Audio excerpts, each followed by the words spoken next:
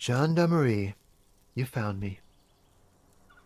His slender figure is backlit by city lights, its distant streets and motorways flashing like diamonds. Beautiful. So tell me, are you here to make things right again?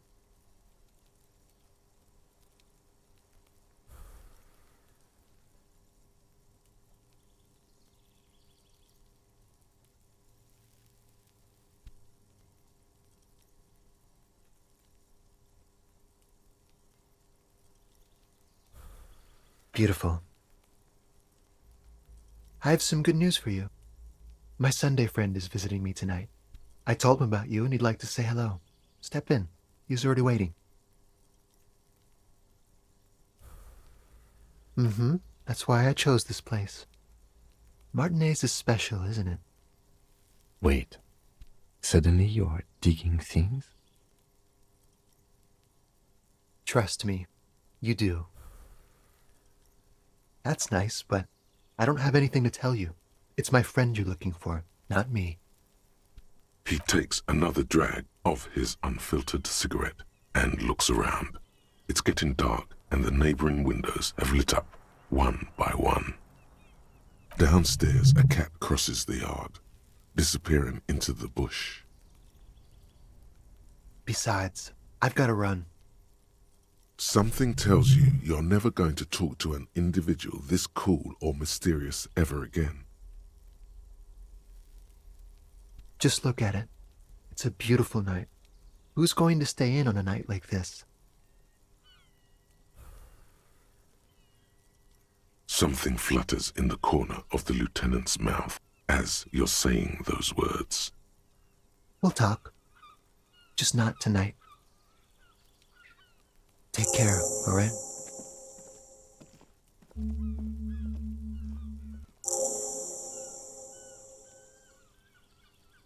And he's gone again. Looks like it's becoming a theme for him. Who knows, detective? It's a mystery. Different, of course.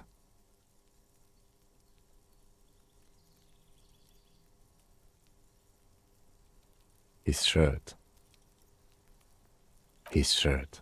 He's trying to dive deep into the mysteries of his shirt. His shirt? No, I don't know why his shirt is always unbuttoned. He's barely holding it together. It's all he can do to keep from bursting out in laughter. Come on, detective, let's go. We've got a potential witness to interview. His Sunday friend, remember?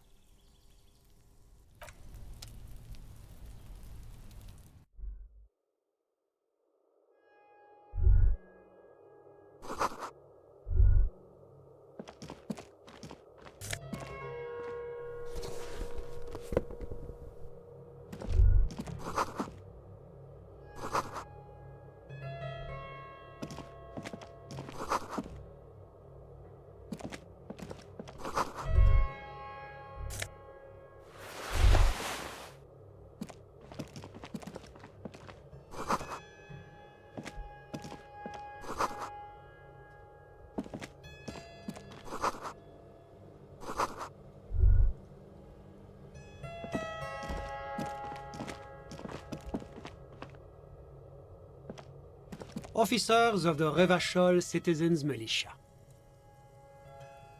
His hands are clean and well manicured. This is a man who knows the importance of appearances. My name is Charles Vildrouin, and I am an official with the coalition government. I work for the Institute of Price Stabilité on assignment from Sur-la-Clé. I heard you talking to my friend outside. Very good. Super. I am here to assist you in any way possible. Ask me about the hanging. Hanging? What a drag. He seems like a cultured gentleman. You should ask him about the finer things.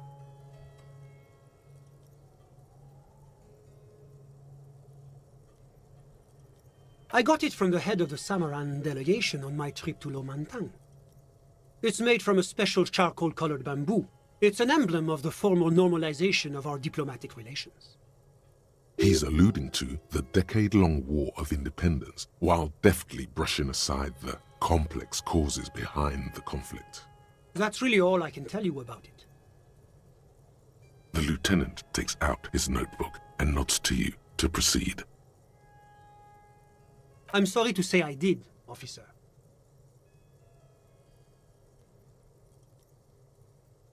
Easy, detective. No need to jump to conclusions. Officer, it's very difficult to describe what I saw that night. It was so surreal to me, like in a play. He holds out his hands and blossoms his fingers, like a drama teacher setting the scene. What do you mean, like in a play? It was just so strange. I could barely comprehend what was happening. I was on the balcony when it happened, getting some fresh air. I remember that first they came in, carrying what looked like a body. And then I saw all the surrounding windows go dead, one by one. That's when I understood. I should not be seeing this. Sounds like the victim was unconscious, or at least incapacitated. Well done, detective. I couldn't see their faces well, and there were quite a few of them. But they were very loud and very Martinez. Let's just say that the laboring classes can get rather expressive with their profanities. I couldn't tell you exactly. Less than 10. Maybe 8? The lieutenant sends you a sharp look at the mention of that number. That's a giant you're describing. No, they were all quite human, as far as I could tell. I went back inside. Were you able to see anything from inside? Officer, the yard was pitch black. There was nothing to see, but I could still hear their voices. They were threatening to kill that poor man. All men, I presume. But again, I couldn't see very clearly. But we are fairly certain the lady driver was present. It's possible, officer, but I cannot say with certainty. It was very dark, you must remember. I believe they were mostly white, though I believe I saw 2 Areopagites among them. And I am quite certain that one spoke with a Mesk accent. Well, that's the strangest part, officer. Nothing happened. It was oddly quiet for a public lynching. Eventually, their shouts died down, and that was all. There were no gunshots, no celebratory shouts, no anything. You're right, of course. That is what one is supposed to do in such circumstances. I was simply in shock. I'm afraid I don't have anything else to add. About what time was all this happening, approximately? All I can say is that it was late. No, I didn't see the corpse until the following day. It seems this wasn't the break you were hoping for. I think we have everything we need. Thank you for talking to us, Mr. Villedroit. Of course, anything I can do to assist the RCN. The Coalition is only looking out for the price stability. Inflation is a killer, like a heart disease blocking the normal circulation of the economy. It must be controlled. The economy impacts the entire international community, which is why it requires international oversight. Well, I'm renovating it. It is an interesting project. The building used to be a 12-story skyscraper before the cannons took the top 4 stories off. This, of course, happened when the Coalition forces landed here. You could say I'm undoing some of the material damage the international community caused when we arrived here. Yes, as I said before, I am a commissioner from Sur-la-Clé working for the Institute of Price Stability. Wait, there isn't actually an Institute of Price Stability, is there? Or maybe there is. God, it's impossible to understand whether someone from the moral intern is joking or not. La Communauté Internationale is what Revacholians colloquially call the Coalition. In other words, the nations that stopped the disaster of the revolution. Your employer, technically speaking. The governing authority of Revachol. The RCM is but one part of this provisional administration. It is the most important thing. It's the central goal of any sound monetary policy. Maintaining the price stability is essential to maintaining high levels of economic activity, which is essential for maintaining high levels of employment, which is essential for maintaining the social stability. Basically, it makes sure the price of bread doesn't change. Précisément. Too much inflation, bread becomes too expensive. Too much deflation, it becomes too cheap for bakers to produce. That's why the Institute of Price Stability works to keep inflation just below 2%. But not too far below, no. Too below is also bad. Below, but close to 2%. The coalition believes in the importance of informing the public about the benefits of the price stability. Transparency is one of our principles. Would you like an informational pamphlet? A sound monetary policy is essential for addressing uncertainty. Stability is the raison d'être of the moral intern. It's the reason why I identify as a moralist. But oh, I don't have my leaflets on me today. That's too bad. You can always call our information line. Making information available is part of the moral intern's commitment to transparency. It's the International Organization for Moralists, hence Moralist International. The Institute of Price Stability is just one of its many mind babies, as is the coalition. There are more nefarious powers to work for than the moral intern. But of course. Because moralists believe in a normal, stable world governed by democratic values. Me? You've managed to catch the lieutenant off guard, but only for a moment. I'm a lieutenant of the RCM, dedicated to maintaining law and order in Ravachol. A very moralist answer. The lieutenant is practiced in the art of putting on a show for one's superiors. The Occident is part of the normal world. Oranje, Sur la Clé, Martinez? No. Martinez is something else. Ravachol is generally difficult. It's led by an interim government, which means it hasn't yet achieved full democracy. But they are working towards it. You're all doing very well here, relatively speaking.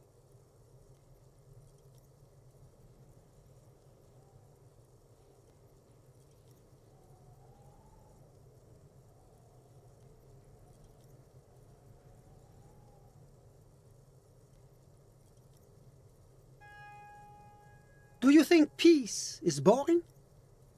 What about prosperity? I agree. And we as an international community should strive to bring this prosperity to every kid on every isola. The smile he gives you is straight off a campaign poster. The kind of smile focus group tested to appeal to the most gullible swathe of the electorate. Now, enough of this delightful political interlude. Was there anything else you wanted to ask? What's there to say? Sur la Clé is a modern, urbanized country that measures very high on the Human Development and Freedom Index.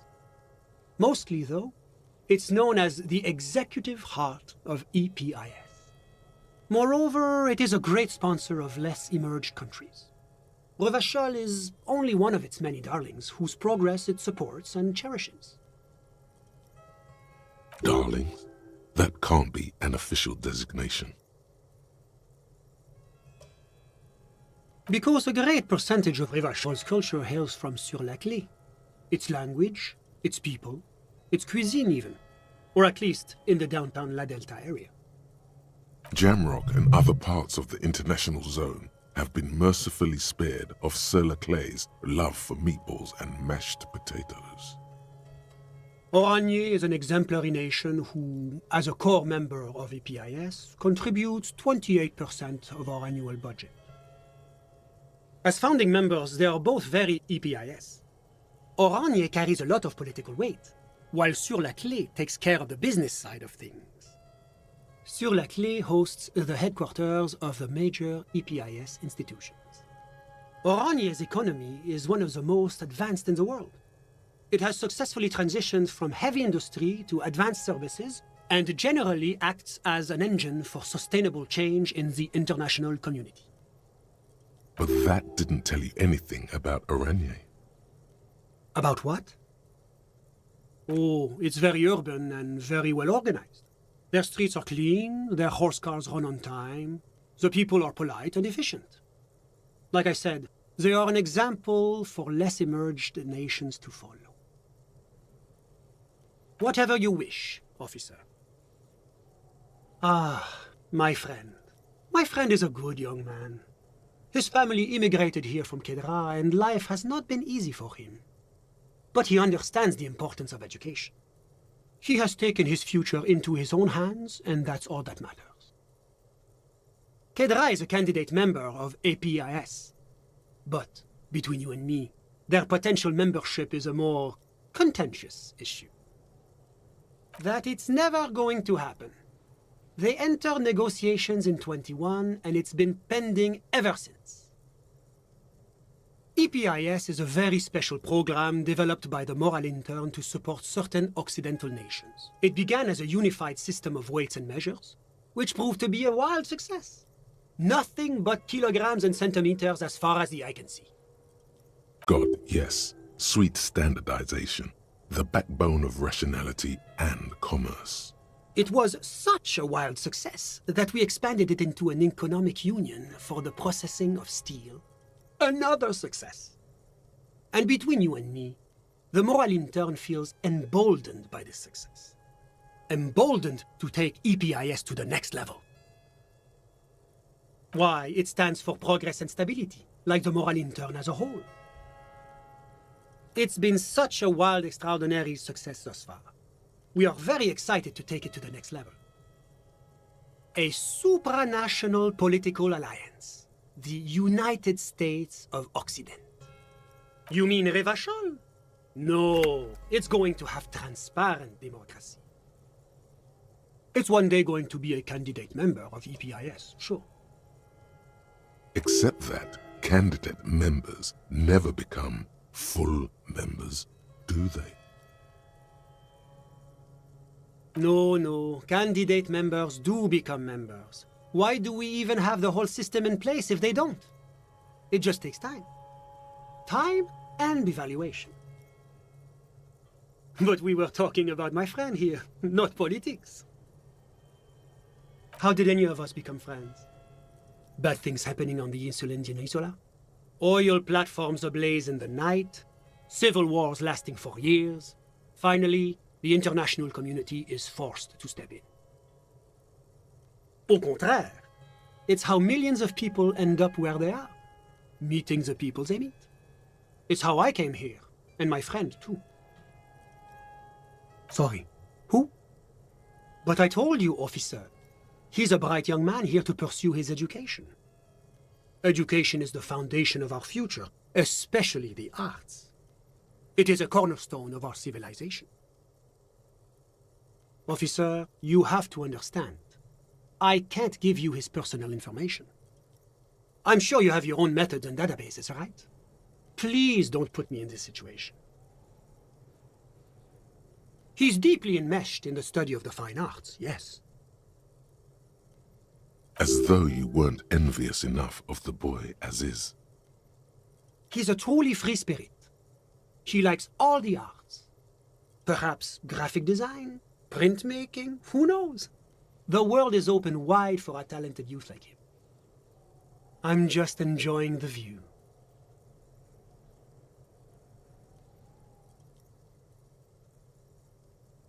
Listen. A baby is crying in the neighboring apartment. No, listen. The Insulindian Bay. This place used to be a luxury accommodation before the revolution. Apartments, of course, were much bigger then. A few walls have been added here and there, leaving some of the tenants without a private bathroom or a kitchen. But the million real view stays. You can't take that away. My friend comes and goes. I'm sure you'll see him around. He's a busy bee. A busy bee?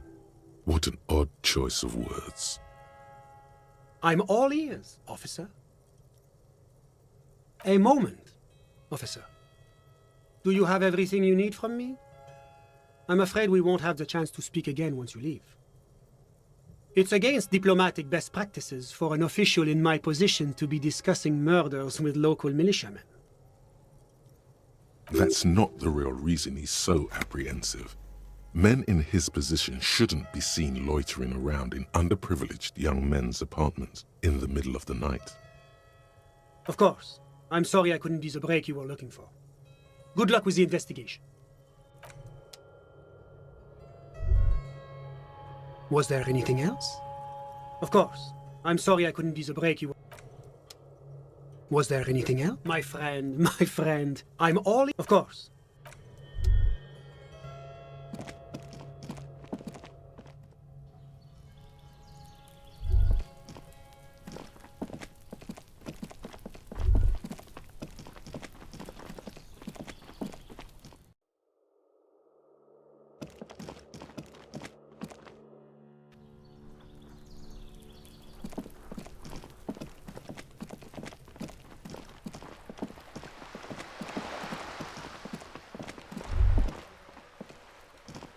Hello again, officers.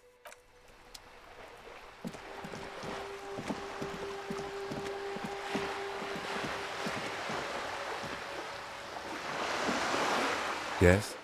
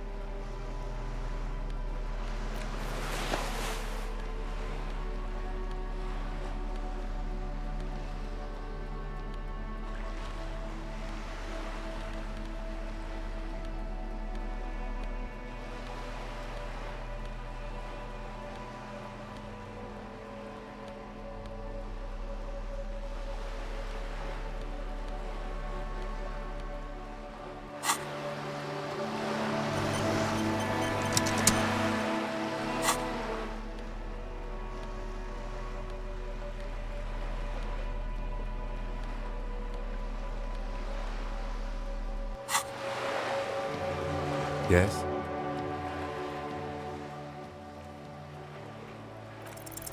What if you did it? Yes, you killed him. And then, as part of the plan, you drowned out the memory. Forgetting was merely a matter of convenience. Very clever. Maybe this is why your chest feels so hollow. You did an awful thing, and you can't even bring yourself to acknowledge it. Are you sure you would have the strength to take down a hardened mercenary? You're not in the best shape.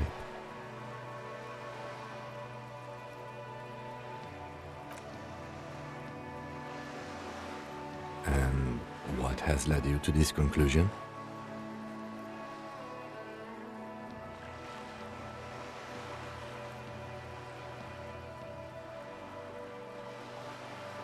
That is a common side effect of overindulgence. It will pass. Besides, I doubt you could have taken down a hardened mercenary single-handedly. See? You're clearly not a man in your prime anymore. Don't take it personally. It's just that security guards kept on by large corporations tend to be better trained and better armed than officers of the RCM. The victim wasn't run over by a drunk driver. So, while I can't condone your driving habits, the cases remain unrelated. Look, it's not unusual for detectives to feel complicit in a crime until the perpetrator is identified and apprehended, especially when the investigation is dragging. So, let's get back to it, shall we?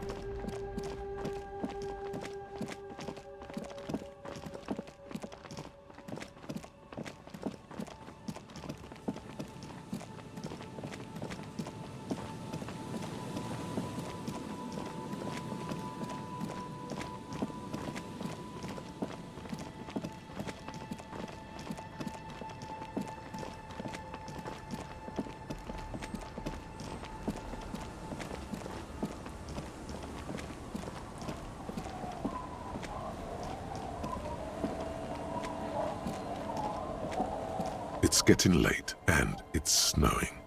Time to call it a day. Good night, officer. We'll meet in front of the shack in the morning.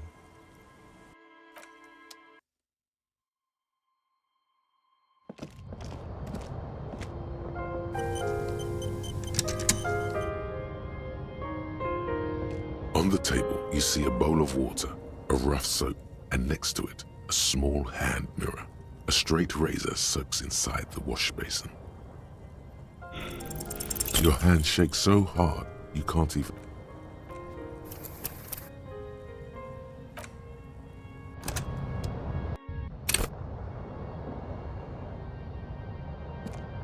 On the table, you see a bowl of water.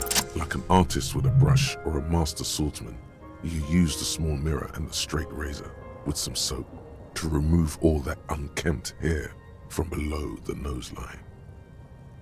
The sharp blade chafes against your skin, producing a scratching sound. The surface underneath the beard feels tender, the air brushing against it chilly. They feel so smooth, surprisingly so. A feeling of freshness overcomes you, as if you just came from a cold bath.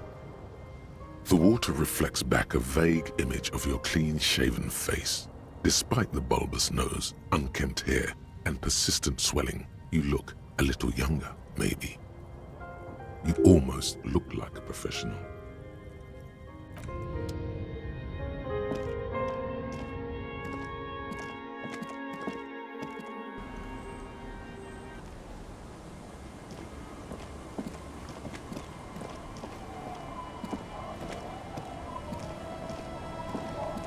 Aye, the sea's gonna calm down soon. I can feel it. The wind is turning southeast. What's on your mind, officer?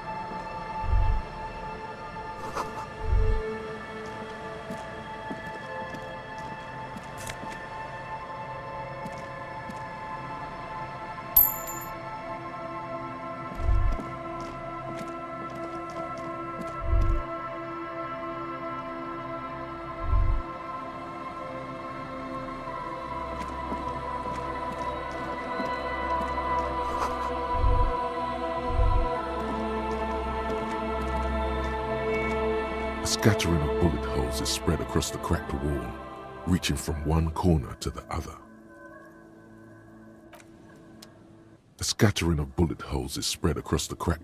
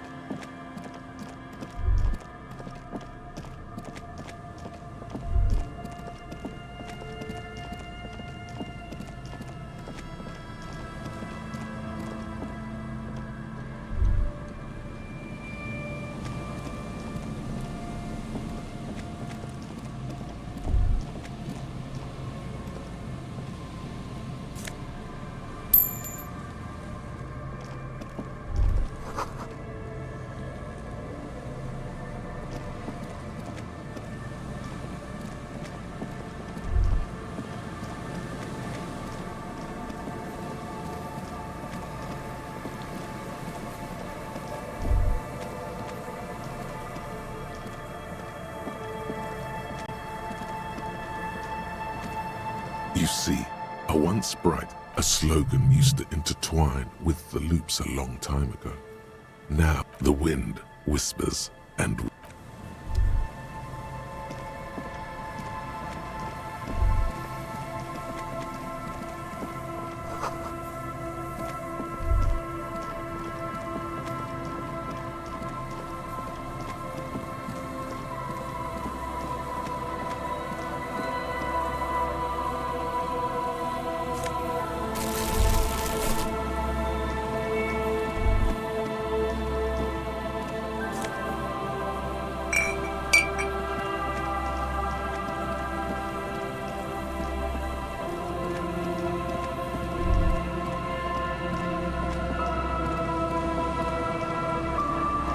there's some tear.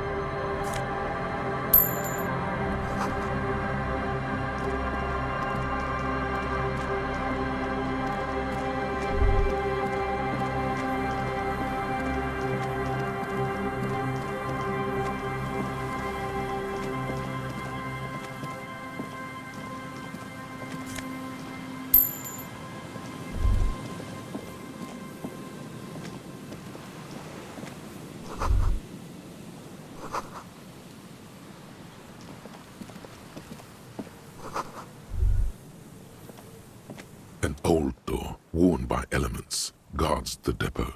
The wind has blown a sand dune in front of it. The door hasn't been opened in a long while. You see a handle. The concrete structure looks military in origin, over half a century old at least, but sturdily built.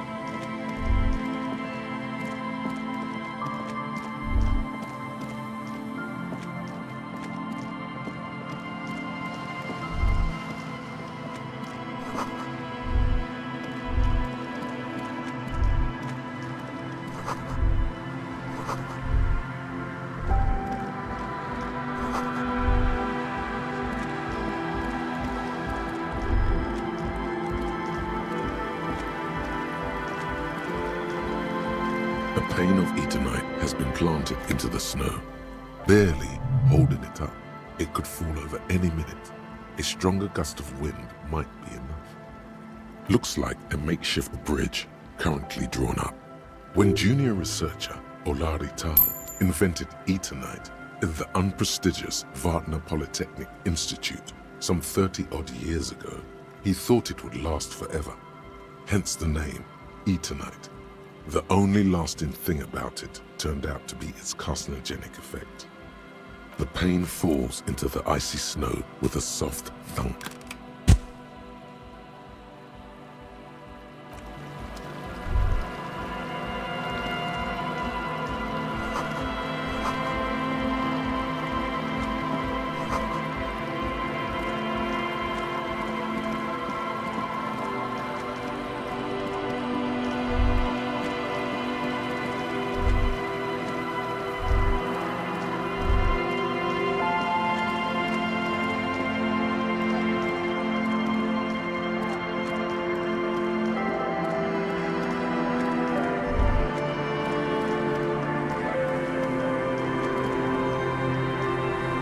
The sea's gonna calm down soon. I can feel it. The wind is turning southeast. What's on your mind, officer?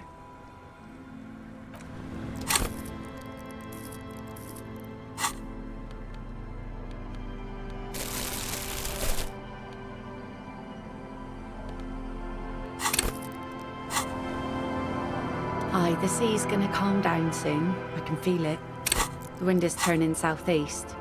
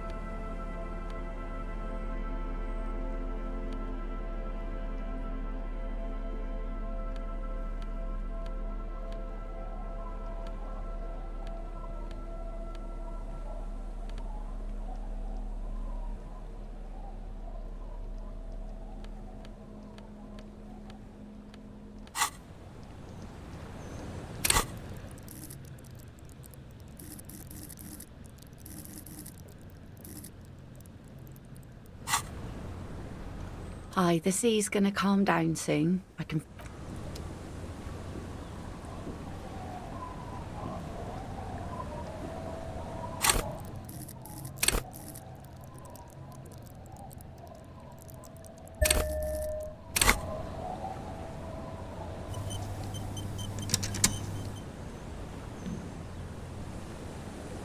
Aye, the sea's gonna calm down soon. I can feel it. The wind is turning southeast. What's on your mind, officer?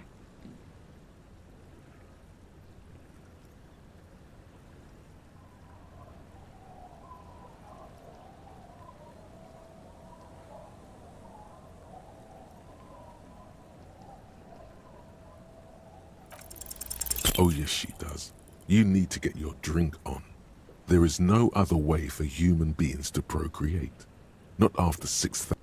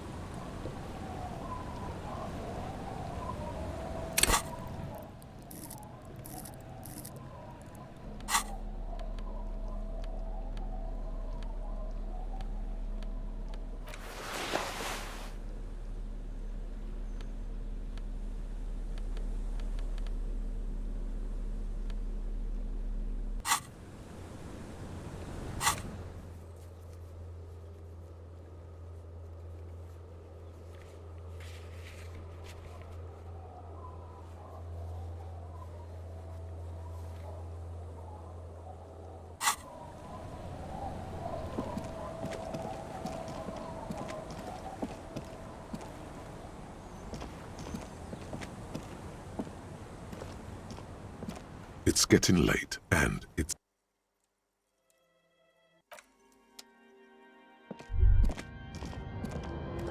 The bed is comforting, if a bit run down. Across the room, the heating system hums its soft lullaby. The mattress feels soft and sheets warm. It only takes you moments for the world to fall away.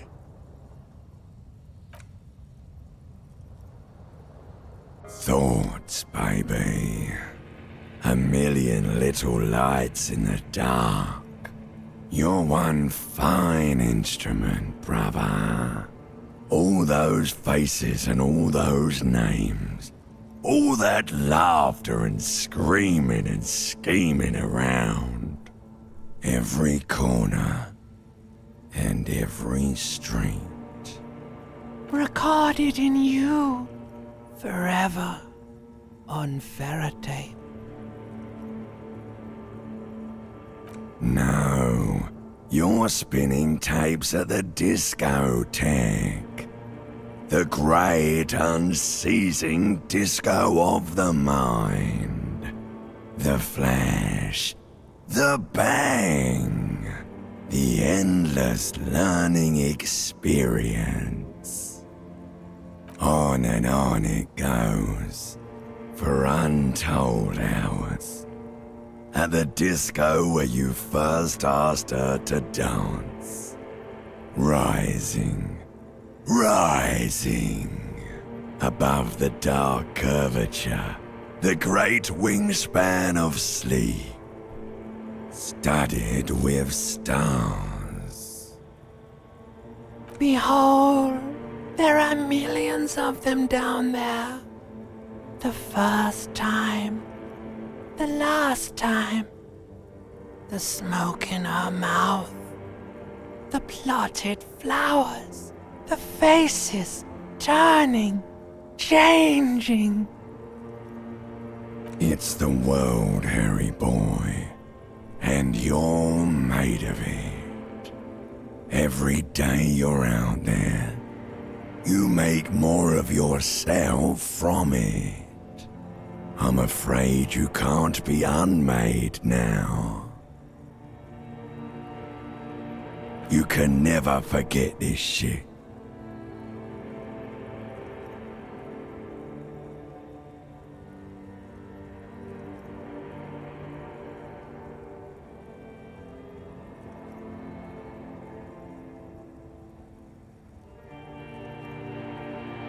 Beautiful. It's stuck on loop, whirling, spitting out words and images. You're the son of the world again. Harrister, a ceaseless agent, picking up litter and old newspapers, collecting your little bubblegum wrappers and idiotic picture postcards. Meaningless, meaningless keepsakes. Reading your awful letters and recalling things, aren't you? The endless names of the world. An address book you are. The map of a city.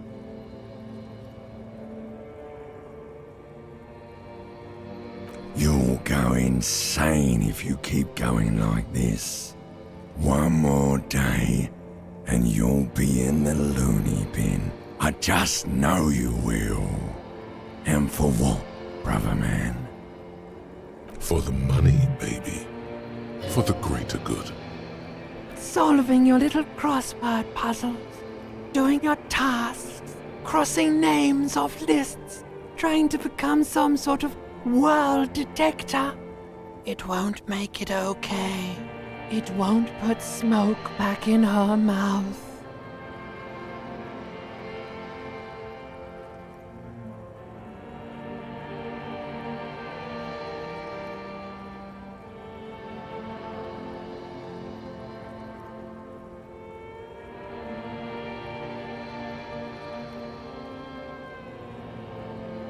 Are you sure?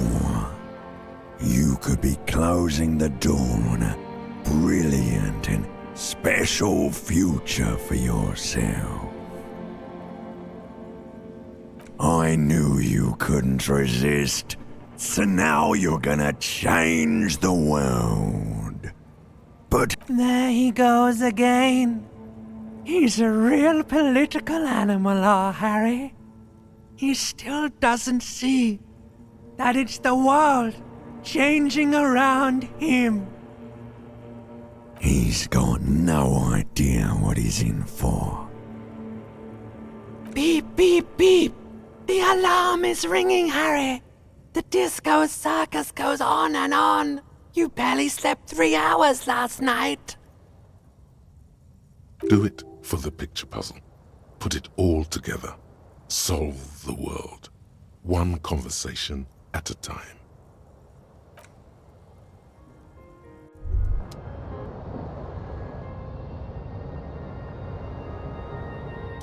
Hey, Moneymouth. Eendrak, the impeccable hustler provider of the 7th generation. It's showtime with Savvy.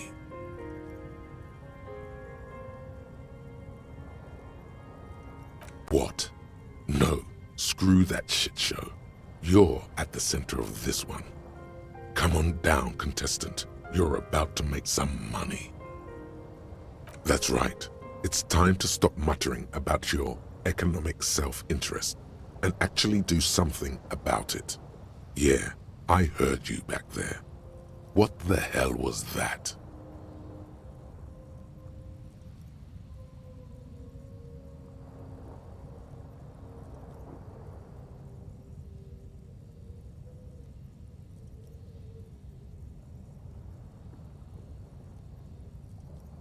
Good, good. Gotta spread the gospel.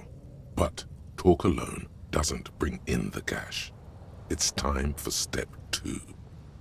Listen, if you really want to make it in the big leagues, you need to reconceptualize your entire portfolio. Collecting tear and moaning about taxes is not going to cut it. You need to become a millionaire. Now, how do you become a millionaire?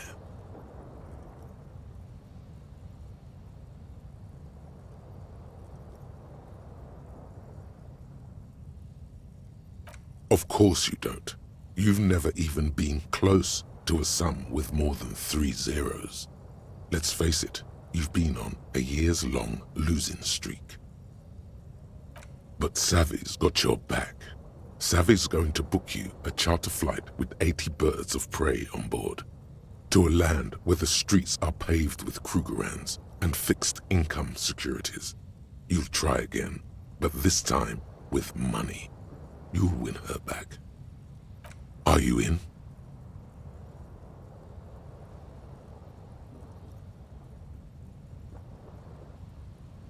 The spirit of ultraliberalism, your charm, your spin, your winning hand. Attaboy, welcome to the final grind. Here we operate with money on a much higher level than the ordinary citizen. We feed it back into the machine. Let's start by getting you into the lucrative art market to diversify your assets and increase your ROI. Speaking of which, know any artists? Interesting. Are we speaking of visual art or something more conceptual? You're right. She has the poise of a struggling artist. Very tangible. You can feel the poverty on her. Plus, she has paint. Go and support her like the state never could. Everyone must know that you're a big fucking shark around here.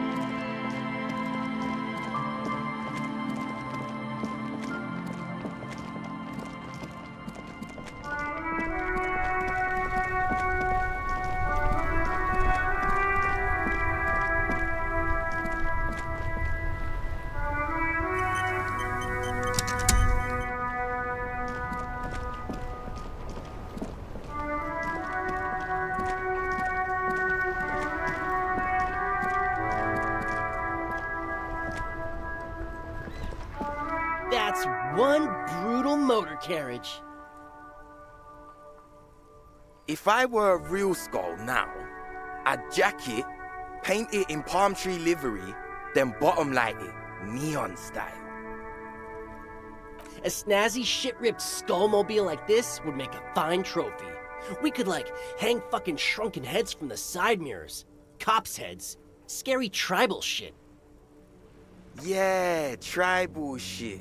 A cop carriage like this would have proper skull value. While I appreciate the interest you take in my brutal motor carriage, I have to stop you right there. The RCM takes threats directed at its property seriously. It's just theoretical work, Copper. No basis in reality. Man, if we were certified skulls right now... Skulls. Now there's a strong organizational title.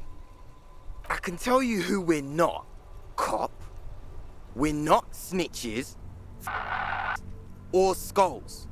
Which is not to say that the skulls are bitches and... On the contrary.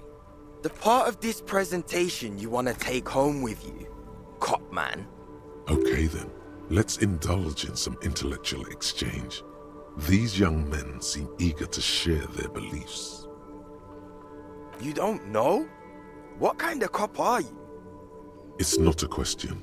Don't get into it.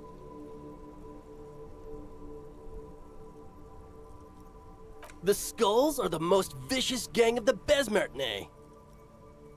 Besmatine, or the Besmati, the Immortals, are West River Sholian crime syndicates.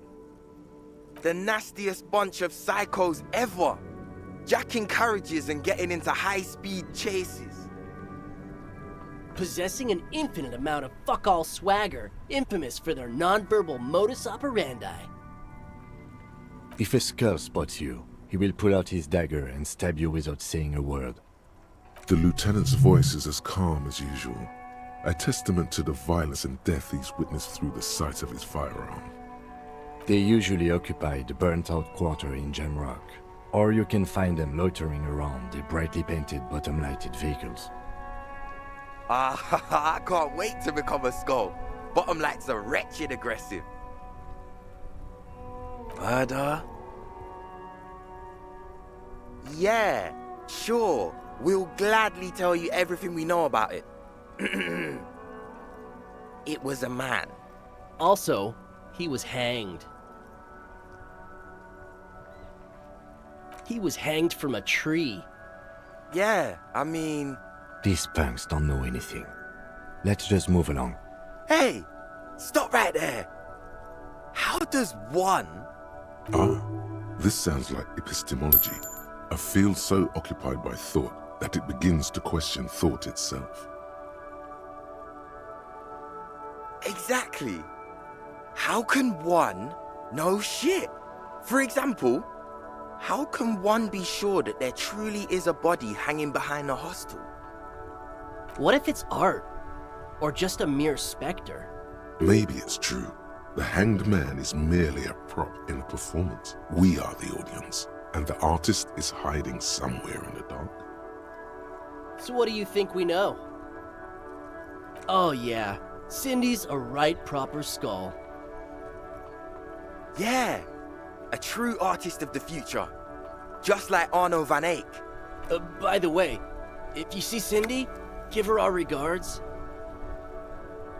For all their nihilistic posturing, these young men are not lacking in youthful idealism.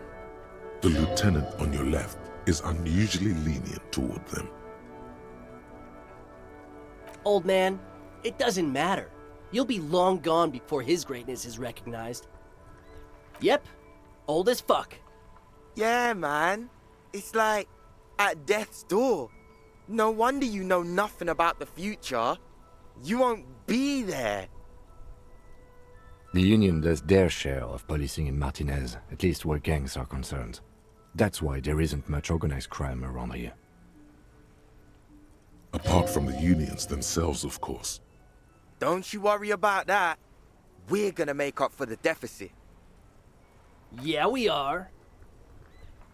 We're not franchise skulls. Well, Not yet. Once we get our name out there, we'll have a chance to join them. Because we can be just as psycho and vicious. You'll see. Ah, you'll see for sure once we're in. It's the last thing you'll ever see before the void consumes you. Throw him off his game.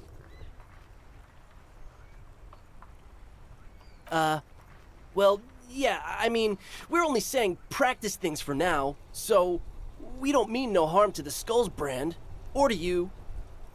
This is definitely something the Skulls would say, but we're not trying to encroach on the Skulls branding anyway.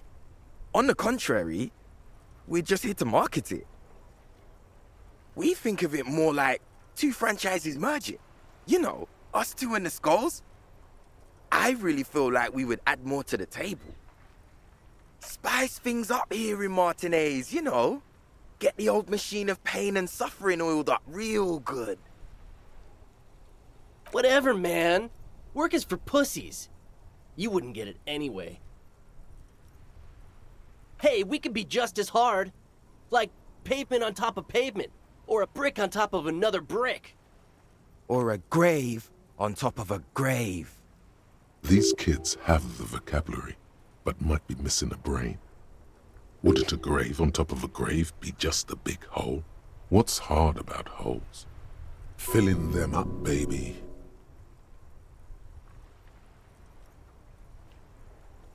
Mm-hmm. What about them?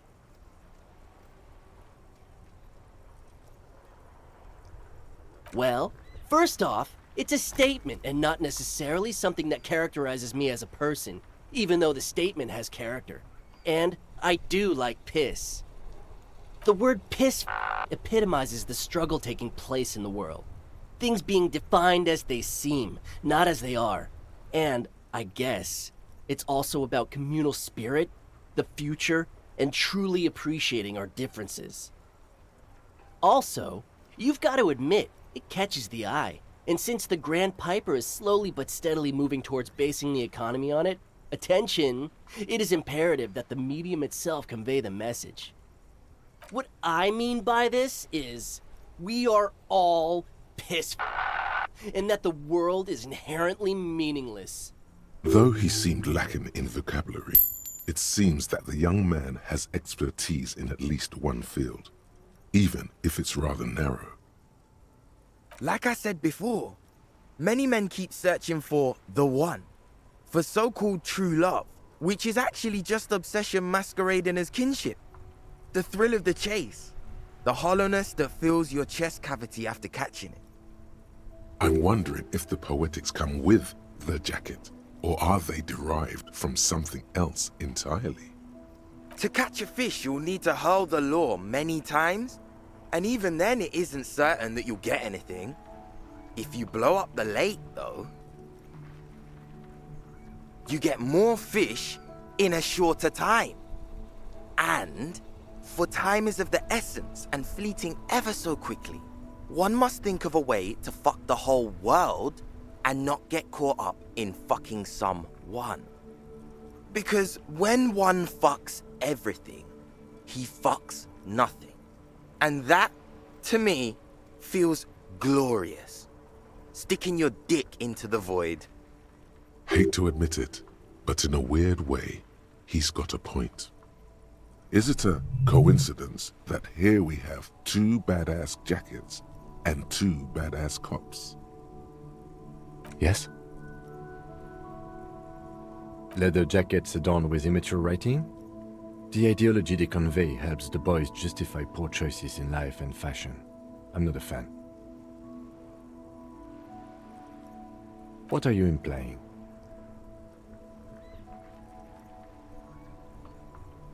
I'm not sure I understand you, detective. Neither. Fine, if only to end this discussion. Theoretically, if I were a juvenile delinquent, if I were to already be down that path, I think peace is the stronger of the two statements. Seems about right, especially considering your heroic exit attempts. That's an origin story for a dynamic duo right there. So are we done here? Or you don't need us around for your secret whisper party, do you?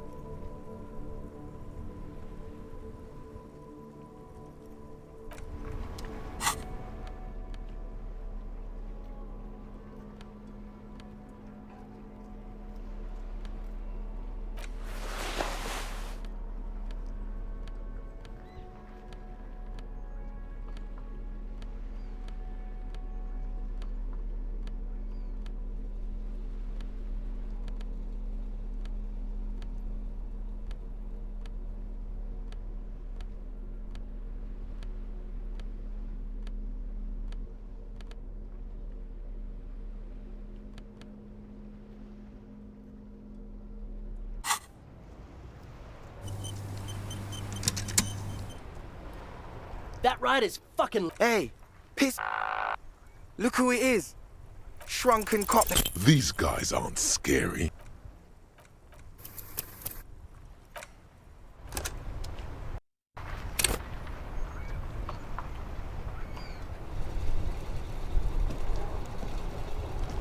That ride is fucking... Hey, piss. These guys aren't scary.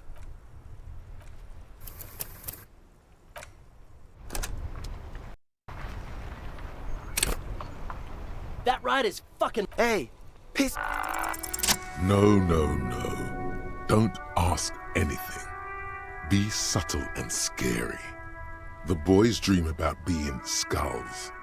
Use that.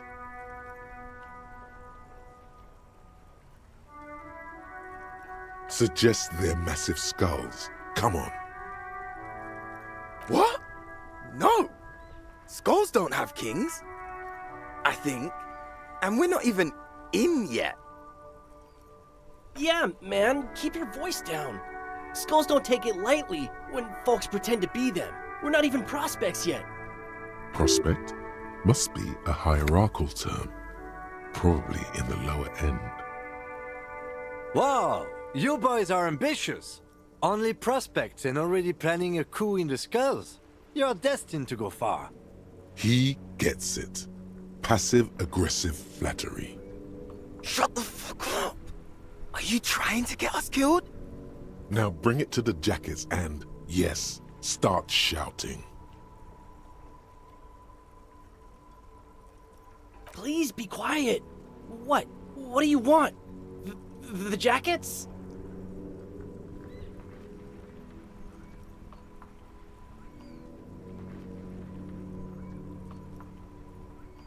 Oh, man. Okay, I get it. Skulls don't really wear slogans anyway. This was stupid.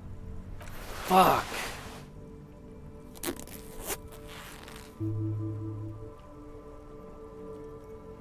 The lieutenant watches the boys take their jackets off with mild amusement.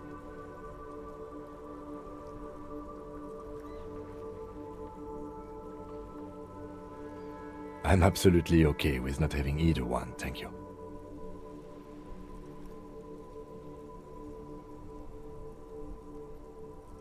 This case doesn't require us to go undercover or raise hell. In fact, I don't think the jackets will be useful at all. I just wanted them to not have them anymore. Cold-hearted cop.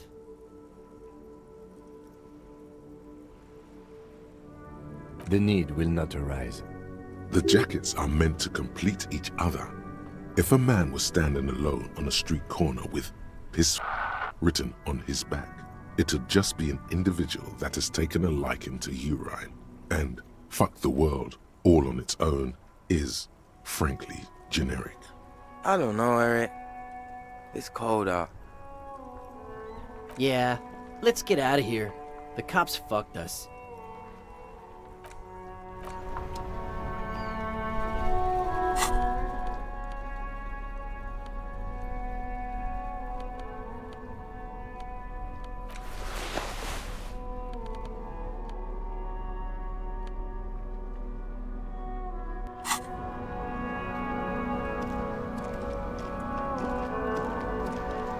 Inside, you see a set of steering levers, a radio microphone, a pull-out toolbox, and the soft glow of the fuel preheater gauge. A metallic pull-out tool. This is Precinct 57. How may I assist you?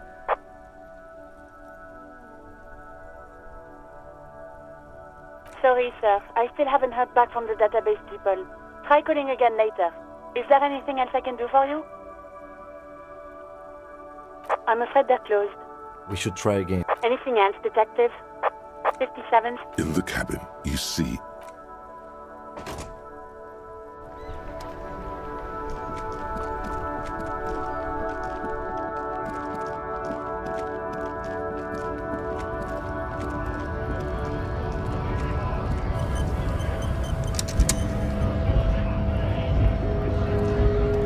Right to work! Right to work! Sure, things are busy enough. the hulking man oozes stark skepticism. Hell no. I'm just an honest scab. I won't have talk like that around here. You understand? It just has to be said, that was not a convincing lie. Fucking Bob. I'm going to interpret that as a yes. There's a tribunal, and it won't be long until it's ready.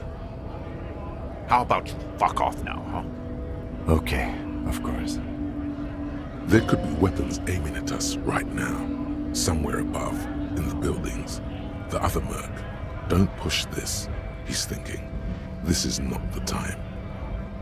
Fucking loincloth. Loincloth? Now the man's breathing steadies. Don't think so.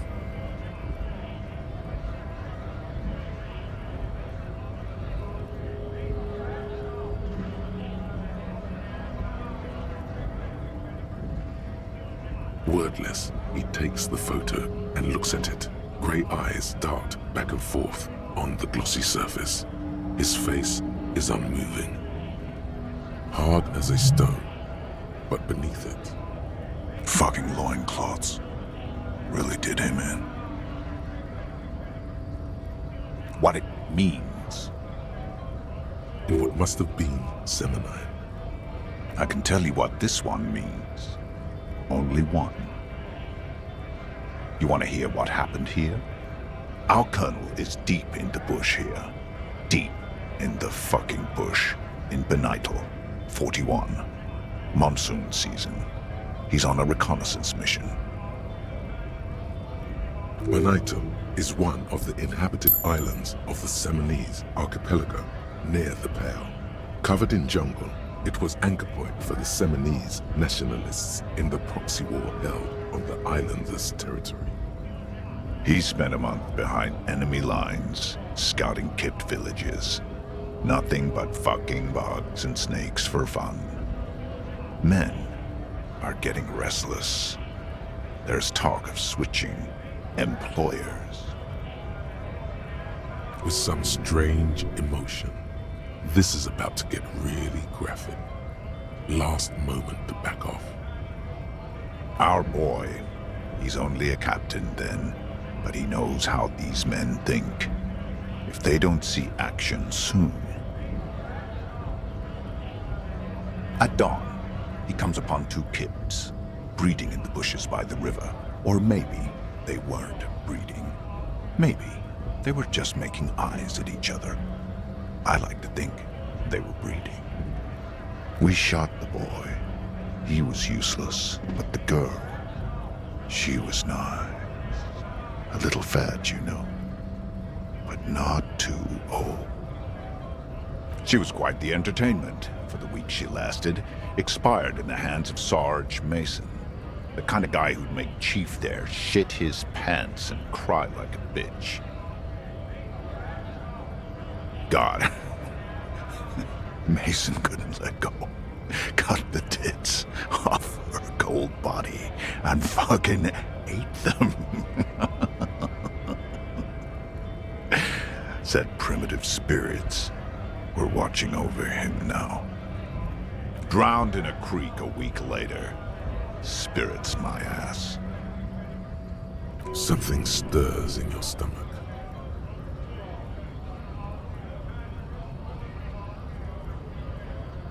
No, I was in the domain, in Jamrock, being a bouncer.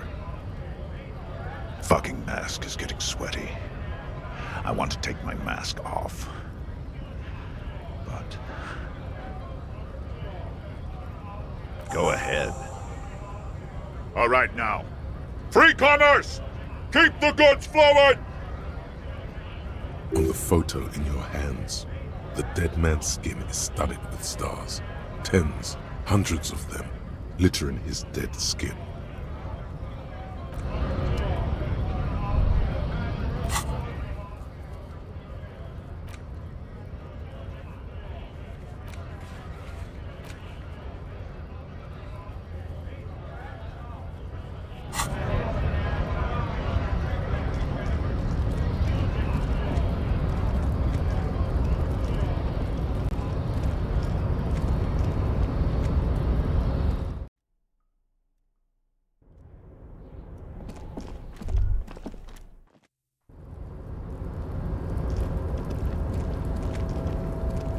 Yes? Yes. I don't know what to say. Perhaps, I'm not really sure about this turn of events.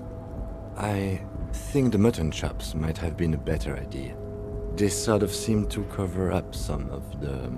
Yeah, damage. He means damage. Either way, good on you. You were saying?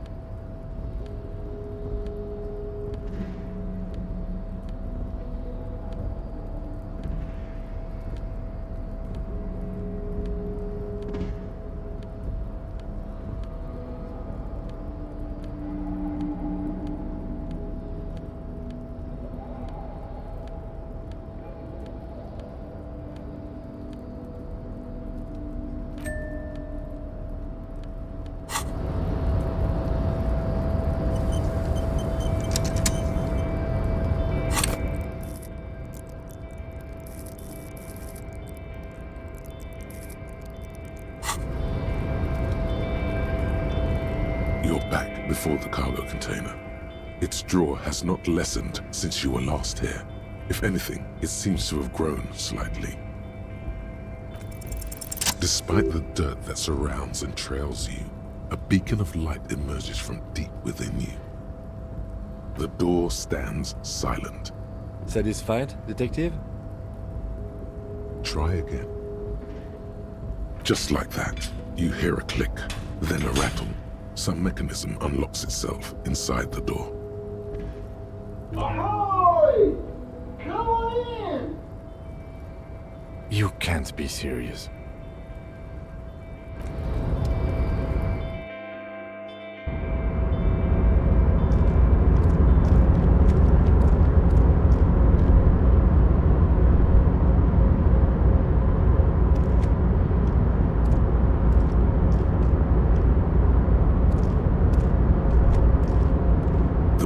Stands at the far end of the shipping container. It's hard to say anything more about him. You cannot make out any of his details, but you do feel the overwhelming presence of capital. The feeling causes all the hairs on your body to stand at attention, like soldiers preparing for review.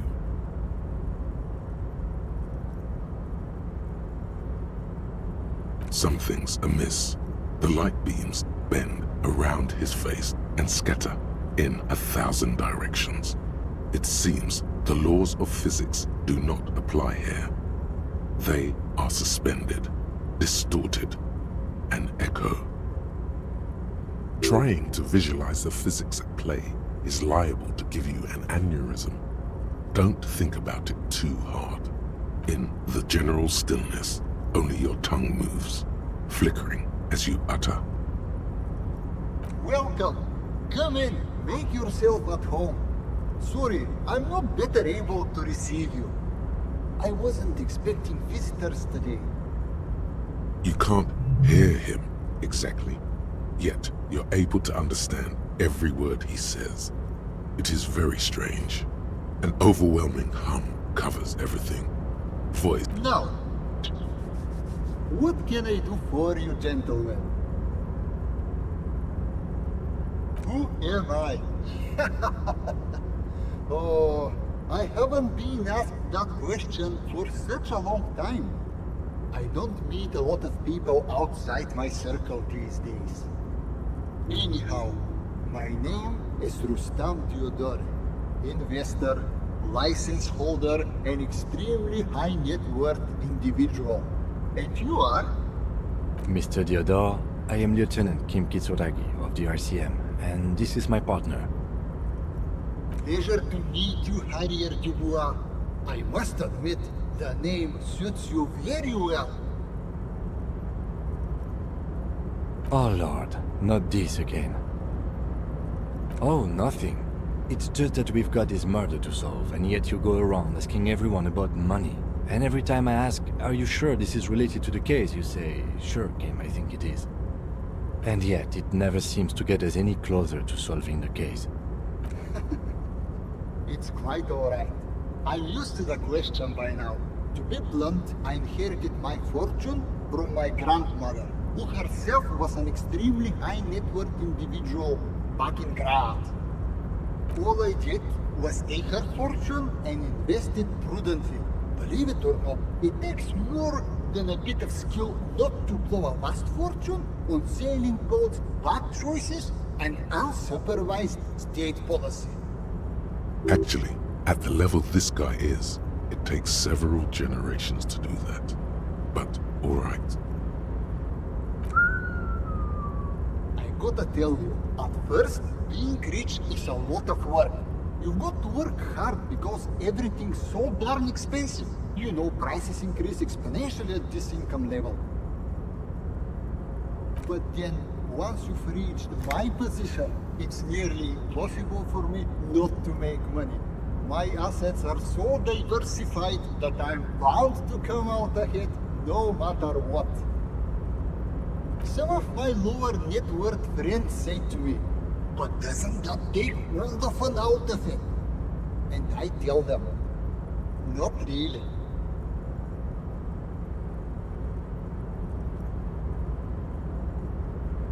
Precisely, Mr. Dubois.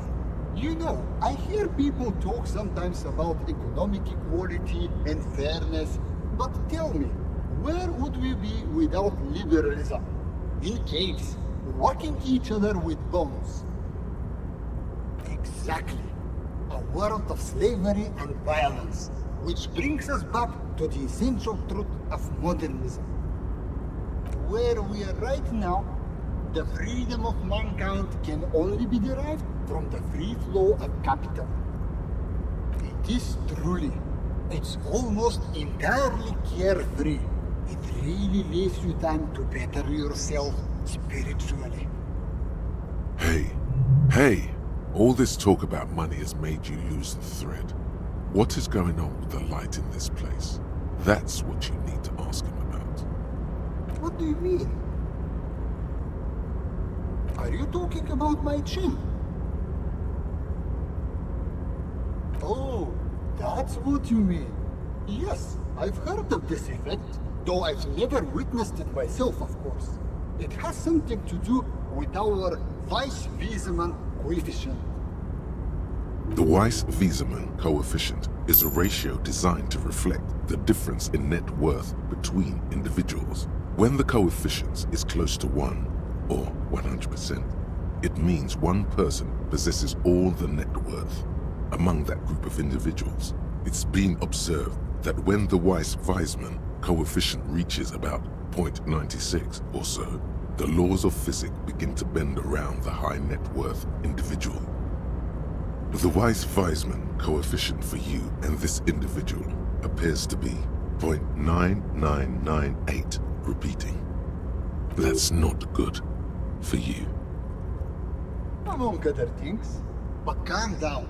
I am but a lowly single-digit billionaire. No, not really. There are actually quite many digits. A man this chill is at least a triple-digit billionaire. I see nothing of the sort. To be frank, all I see is a gentleman who's unusually well dressed for Martinez, in a cargo container, which I admit is odd. Yes, I imagine that does look strange to you. My container. Traveling. This is a great way to get around. It's fun, it's safe, and it gives me lots of time to think. By the way, let me now ask you a question. Where are we exactly? In the very, very early days of colonizing this archipelago, the kingdom of Sirens, a precursor of a modern Sur-la-Clay. Used to own the city of Revachol, an obscure detail in the bigger picture, but still worth dropping.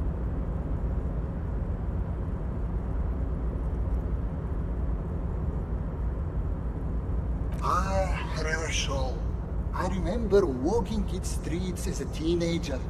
There used to be a bowling alley in Stella Maris. I wonder if it's still there. It's a shame I can't get out and explore myself. One of the downsides of being an extremely high net worth individual is that mobs of low net worth individuals are constantly banding together to ask for money. There simply aren't enough hours a day to handle all the handouts. It's like feeding seagulls. There are always more, and they never seem to do anything interesting with it, except more seagulls. Spending money is a matter of desire. I'm sure you agree. I don't have the desire for spending it like that. Smart, no? It also provides a means to hide from all the targeted advertising we extremely high net worth individuals are constantly subjected to. Luxury yachts, high fidelity portable radio systems, fail-proof outerwear, and so on. It just gets a bit middle class after a while. A bit bourgeois.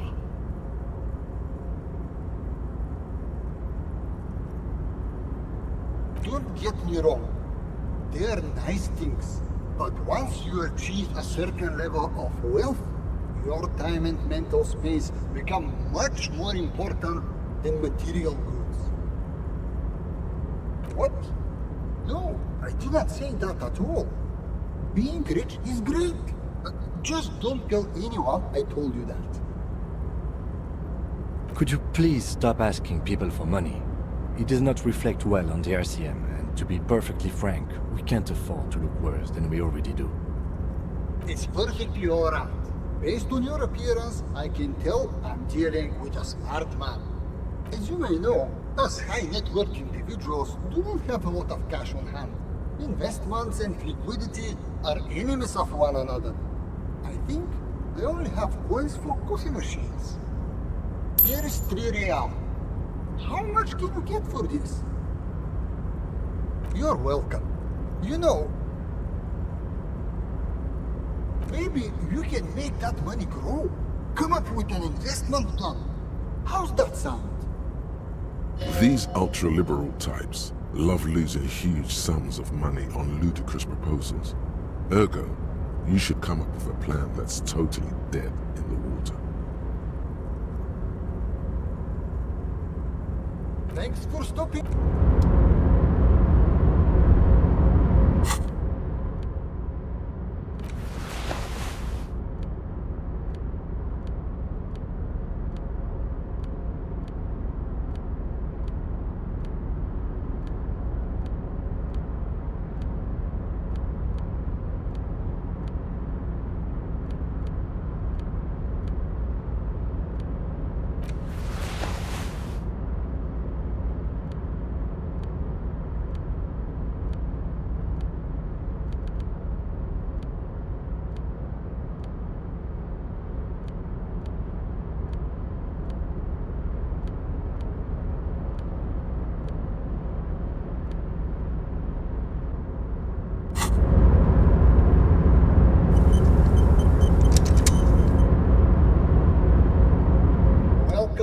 Gentlemen, what can I do for you?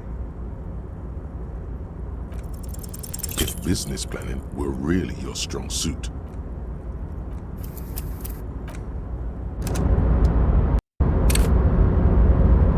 Welcome back, gentlemen. if business planning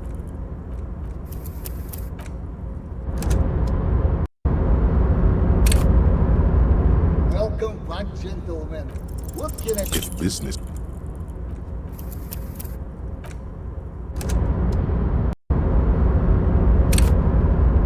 Welcome back, gentlemen. if business planning were really your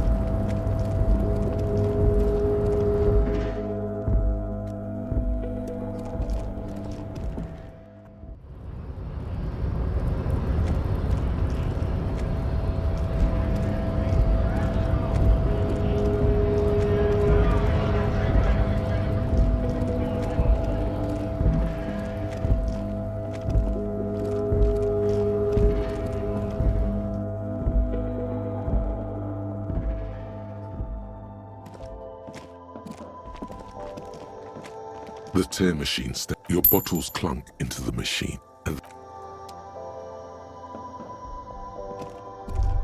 you see several packaged raincoats fill a low shelf beneath a display of croissants and juice bottles. The raincoats are transparent, except for the... Here you go.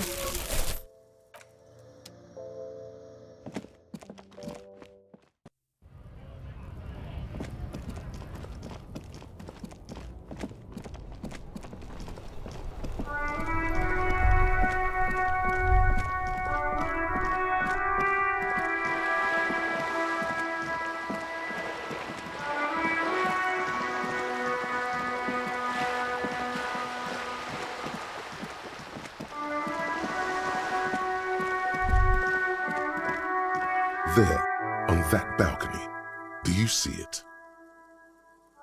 Straight into a bull ring with no prep talk?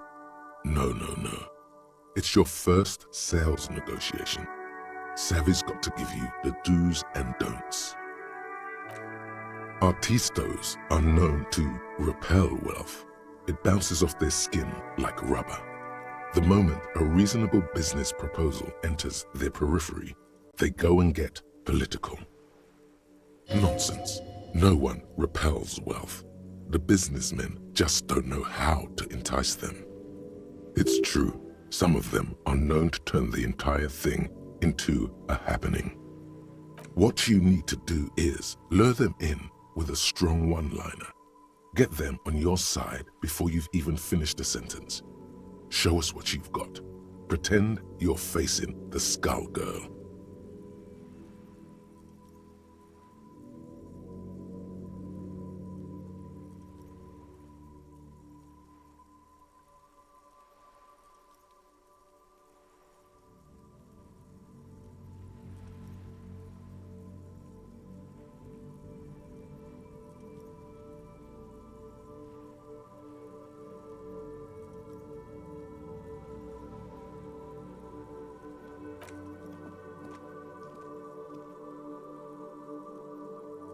Mamma mia, if this isn't the top seller in La Delta, no one expected you to nail this on the first try. Congratulazioni. Okay then, off you go. Let's see what you've got.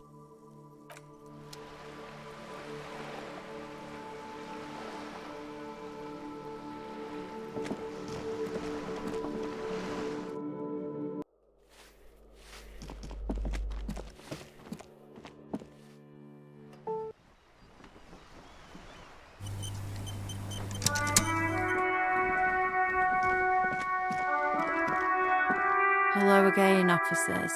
Have you come to admire my mural? I don't believe it. I've never known those boys to have manners.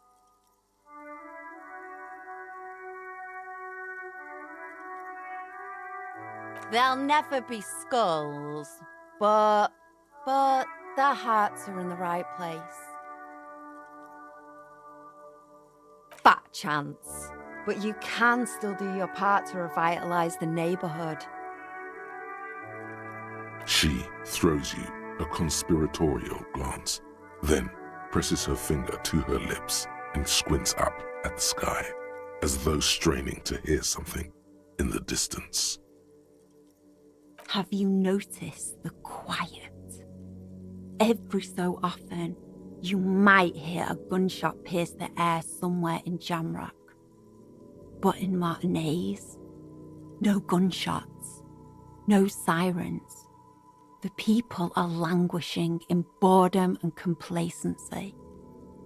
This place is a sepulchre.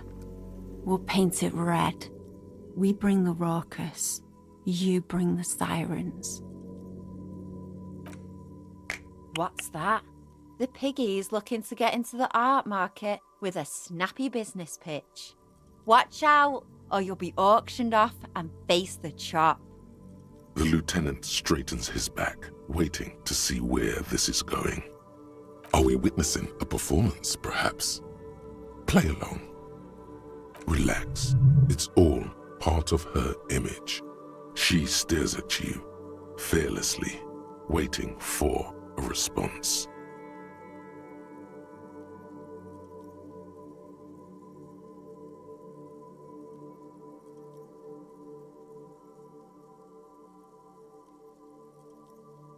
Whoa! Calm it with that shit, cop. I don't have any art you can buy. The whole point of graffitio being on the street is so everyone can see it. No charge. Expression for all. There has to be a way to convince her. Everyone has a price. Forget this public art. She must have something private and esoteric. Something that tormented her until she brought it into existence. I don't do personal, if that's what you sickos are after. No navel-gazing pieces about what it means to be me. No one cares. I know I don't, so sod off, pig. You've got nothing to change my mind. Perfect. She isn't interested. All the more reason to move on from this little side task. Your partner here gets it. Anything else I can not do for you, gentlemen?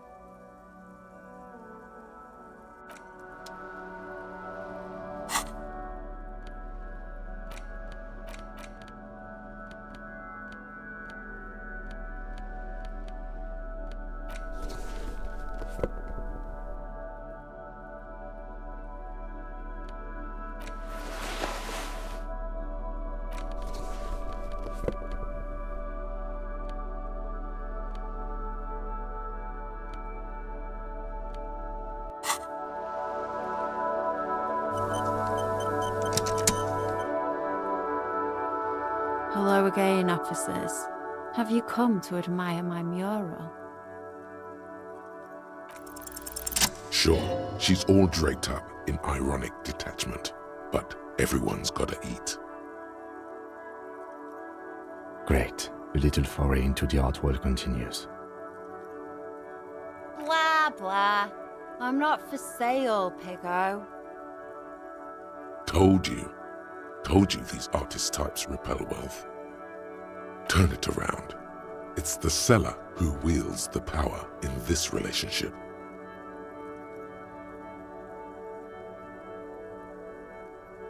Uh-oh, you're manipulating me. I do like a chance to rip off some stupid piggos. And I need a pack of cigarettes. And some paint. Okay, whatever, piggy. Time to leech off each other like the parasites we are. Let me see what I've got. Even the lieutenant leans closer to inspect the work. Here. Happy? Interesting. You can immediately see multiple ways to interpret this piece. What is the experience that the artist is trying to create? What bodies and spaces are they seeking to explore? Remember, this is a buyer's market. You're the one who's in charge of pricing.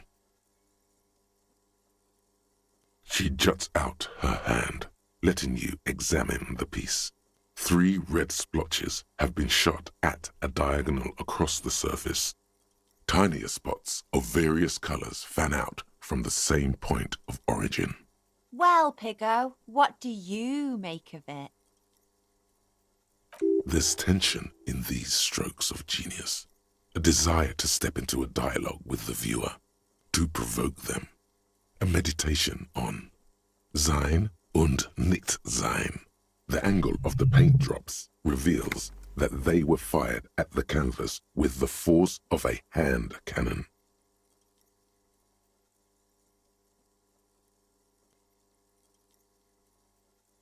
Yes, my artistic integrity.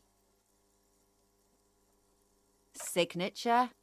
Oh yeah, pigster. I sneezed while holding a wet brush. Paint flecked onto the canvas, and voila! You don't get more signature than that.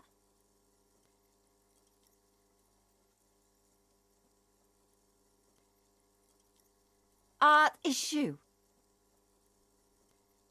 67,000 real. And your head on a silver tray. Remember, this isn't about the art or the artist. This needless purchase implies your excessive wealth. Art comes across as more tasteful than simply hanging cash on the wall. All right, can't complain about that. You've got yourself a deal. Splendid. Your first physical asset. But no time to stop. Money grows old unless it keeps moving.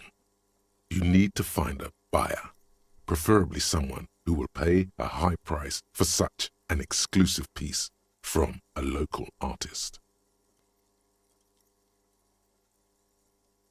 Good call. Sure, he said he doesn't carry much money on him, but he must have something else to trade. Let's hustle. Look at us, coming to an agreement. Who'd have thought? Anything else you want? I'm in a good mood, but it won't last long.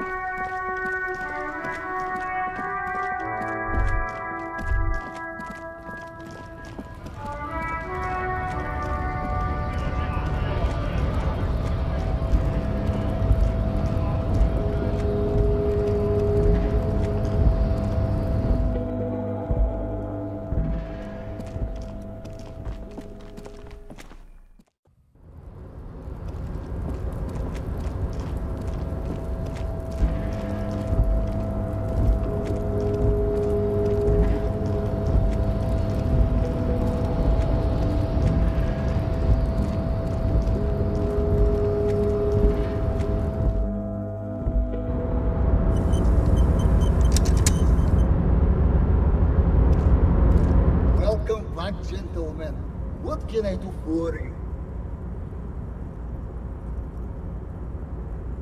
The art market? Intriguing. Well, as I said, I don't carry much money on my person. But do go on. What are you thinking? A painter? I'm always looking to expand into new asset classes. Who's the artist?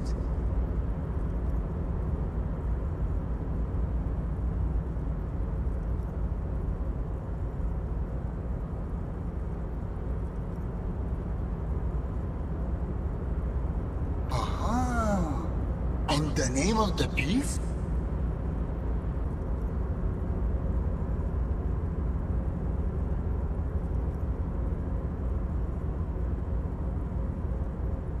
There's no sign of a reaction for a good 3 seconds. Then... Wonderful things, aren't they? Names. They can completely change your reading of a person, or in this case, a painting. Before I invest, I need to know more about the work. How do I know this asset is going to appreciate with time? This is the only question that matters. Fail to come up with an interesting hook, and he's out. Remember, you're not just selling a painting. You're selling a story. Give the man a reason to throw down that paper. The comfortably wealthy want their views challenged when making a purchase. Don't hold back.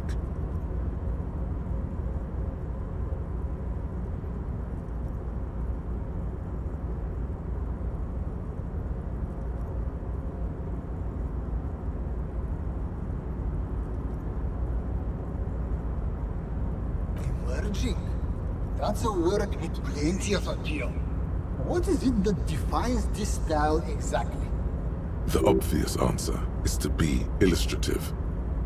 However, He would be much more interested in art that directly tackles social issues.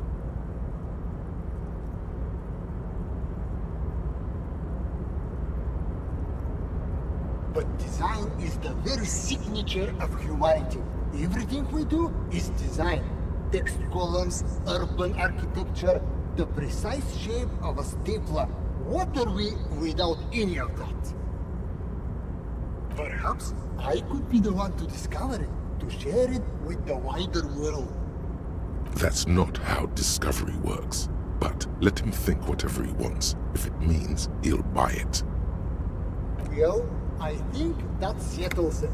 You found the buyer, my friend. A pleasure transacting with you. However, there are a few complications. I don't have the cash on me right now to pay for art of this caliber. What I can instead offer are shares in Mauer Koslai Mercury Group. Shares. That's even better. You can do a lot with them if you play your cards right. It's a Gotwaldian Ilmaran company that specializes in extracting mercury. It's seen massive growth lately due to the discovery of Riotvark mercury. Have you heard about it? At the moment, it's trading at more than 1.5 times the price of gold. That's because it's an essential component in the next generation of radio computers. Frame's using it in their next model. I can't wait for mine to turn up. My predictions say its improved speed and azimuthal range should increase my trade efficiency by whopping 46%. You really should order one if you don't want to be left behind. He's right. The combination of Ream's solid engineering and the new Rudfog mercury valves is huge.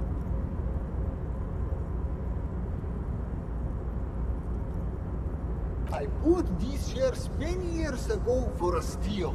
As predicted, Mauer Koslai Mercury's operating profit has increased year on year, and there is no signs of it slowing down. People always need mercury. Which means you could net yourself a considerable profit if you need some immediate liquidity. But if you don't mind waiting, I expect the value of these shares to double within the next 5 years. Seems like a clever investment. Definitely worth thinking about if you care about your future. Splendid! This is a stock certificate. Well, a photocopy of one. Nevertheless, it's solid proof that you own shares in Mauer Koslai Mercury Group. The light around the individual in front of you changes somehow as you take the scroll. You can't figure out what's different. You just know that it is. The Weiss Wiesmann coefficient for you and this individual has now dropped to 0.9989, repeating. That concludes our part of the transaction. Once you've turned over the asset, my people will get the legal ball rolling. Another deal complete. Welcome to the big leagues! If you haven't already, I'd advise you to consider hiring a personal brand strategist. What don't they do? They practically do everything, from spotting good investments and analyzing design trends to booking a lunchtime table at the prestigious Landrosee. Unfortunately not. I only know the ones who work with multi-millionaires and beyond. But take a look around, and I'm sure you'll find one. Personal brand strategists are attracted to money like sharks to blood. You'll find having net worth opens many new doors for you. Here's an avant-garde proposal. What about Idiot Doom Spiral? He used to hustle and hang out with the sales hawks and trend pushers of the marketing world. Let's ask him if he knows any personal brand strategists. Oh, and we should see what this net worth can do. Might score a discount, or better yet, get you some free goods. That's the kind of thing that really makes you feel like a hotshot. Ask the local merchants about it if you get the chance. So, what's next on the agenda?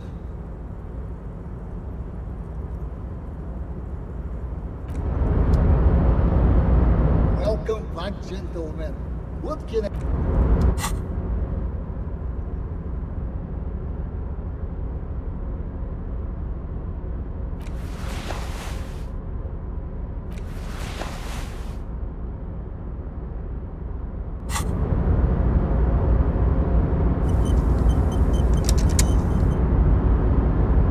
Welcome back, gentlemen. What can I... Deploying high-concept buzzword generator. All systems functional. Ready to engage in 3, 2, 1. It's time to disrupt the future. You've got to stay lean, innovative, and focus on what matters most. The children. A youth center, huh? What kind of youth center? Come on, tell him what he wants to hear.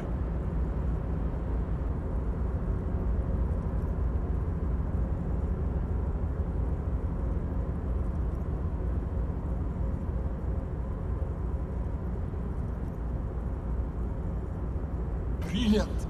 Without children, who'll be there to buy stuff in the future? When life closes a door, it opens a window, yes? What's the expected return on this?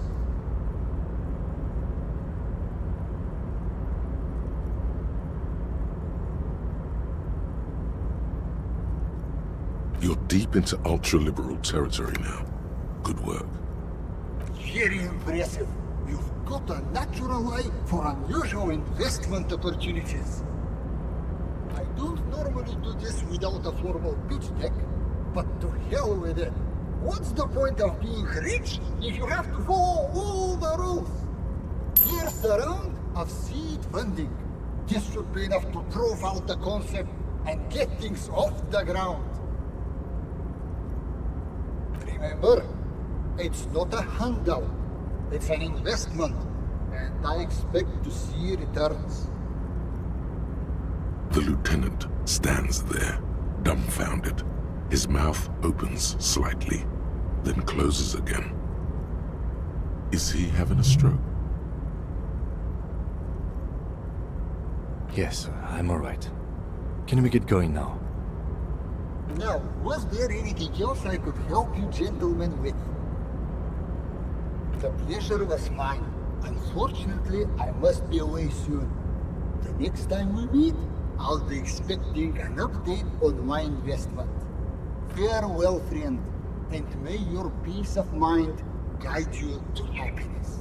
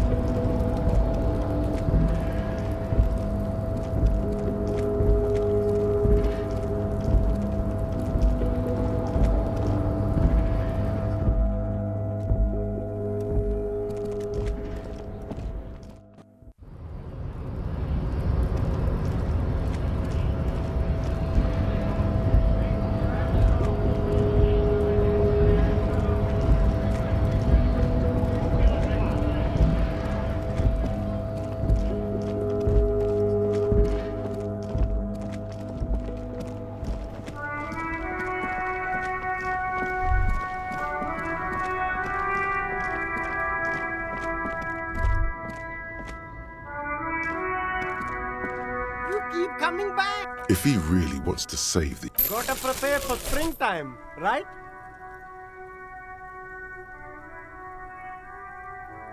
You find your hat. The box... Economical, but... The shine on these... A good starter. A man who knows his... Everything's still cool here, officer. I only accept legal tender, officer. It is not code. He really means his individual net worth. It is not. In that case, I cannot accept that. The speakers below are banged up and worthless. Super cool. Now the premium lifestyle is yours, officer. The sneakers seem to vibrate in your hands with an almost mystical energy. The junk is yours, officer. Happy listening. Try not to hurt your ears with that Samaran garbage.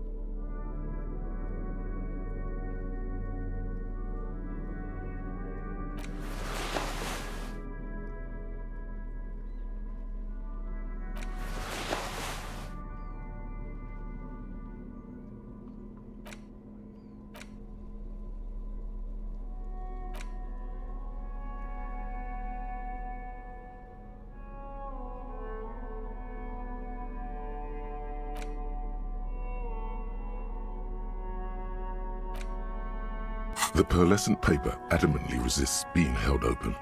It demands struggle at both ends. The print inside is just as taxing, due to its fine and curlicue font. The most attractive part is the image emblazoned across the top. Feisty little thing, but don't worry, it's under control.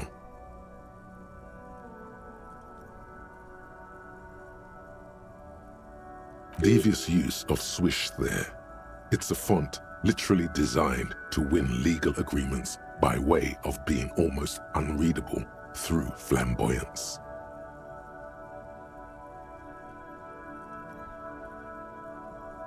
Inside an oval frame is a grey sketch of a curly-haired girl enthusiastically riding an industrial drill. It's churning up hard chunks of rocky ground and scattering them into the air. In the hole created beneath is a silvery river of liquid metal. Each letter is shaped like a laugh line being pulled in a million different directions. They're all grinning at you, pleased with practically being indecipherable. Your vision blurs into a haze of dark scribbles. It's like looking at a wrought iron fence through a greasy lens. Not a single recognizable symbol appears to you. A bold black mesh curves around the oval image at the top of the document. It almost looks as if it were penned with intention. Perhaps if it does, it remains hidden from you. All you see is a baffling enigma, a coiled nest of viper letters, if they even are letters. There must be some form of logic hidden away in there. The certificate threatens to coil.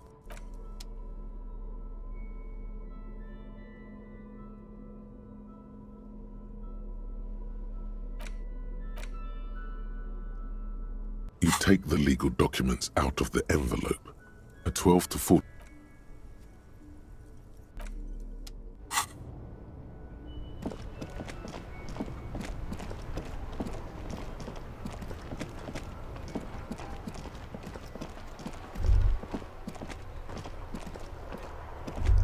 Was that? Could it be the Col de Mama d'Aqua? No, it's probably just your imagination ringing in your ear. There seems to be an extremely high-pitched ring. Ultrasonic. Lena said it was very high-pitched, right? It's like something tickles your ear. Lena also said that it couldn't be heard by any other animal, including humans. What you're hearing must just be a regular bird. Honestly, your ear isn't hearing a whole lot. The distant hum of the industrial harbor, the traffic. But, admittedly, there is a high-pitched noise somewhere there too. But then, isn't there always? No, I don't hear the Koldomama d'Aqua, and neither do you. Of course he doesn't. He's deaf. There it is again. You're about to rediscover a long-lost species. Yeah, but how are you going to catch it? It must be very close. Maybe, just maybe, it will come toward you. Keep still. It might perch on your shoulder. Oh no. The sound. It's moving away. Somewhere over there. Go after it. No. Too late. It's gone. There is no ringing anymore. Just the sound of the streets. Keep your ears peeled, then. If the species really has migrated to Martinez, you're sure to hear it again. That pawnbroker, Roy, was into natural sounds too. Maybe you could talk to him.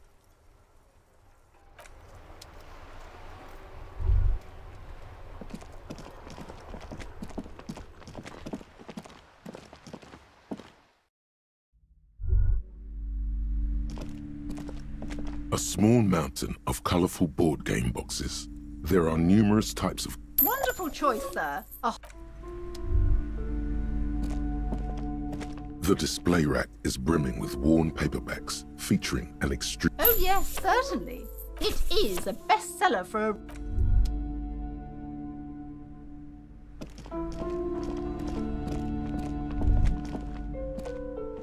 Shelves filled to the brim with crime novels featuring... of course.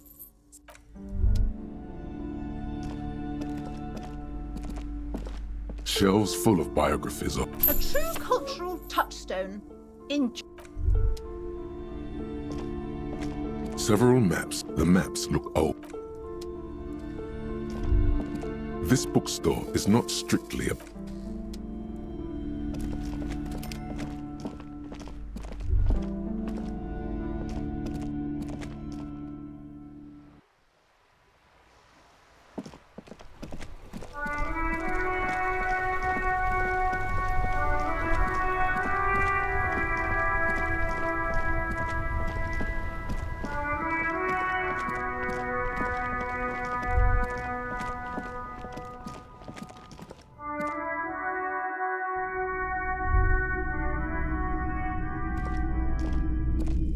You see rows of toy soldiers, big men on Franco-Nigerian knights. Along, they're not... This is what... Which ones? This set of I think... Okay. I don't like... A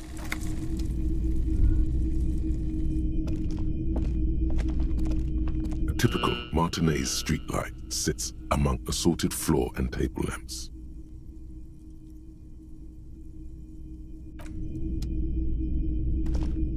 All the old boomboxes. Hello, hello. Let me know if I can help you with anything. The Koldima Madakwa? Sorry, I would never have guessed that you were that interested in ultrasonic sounds. Or birds, for that matter.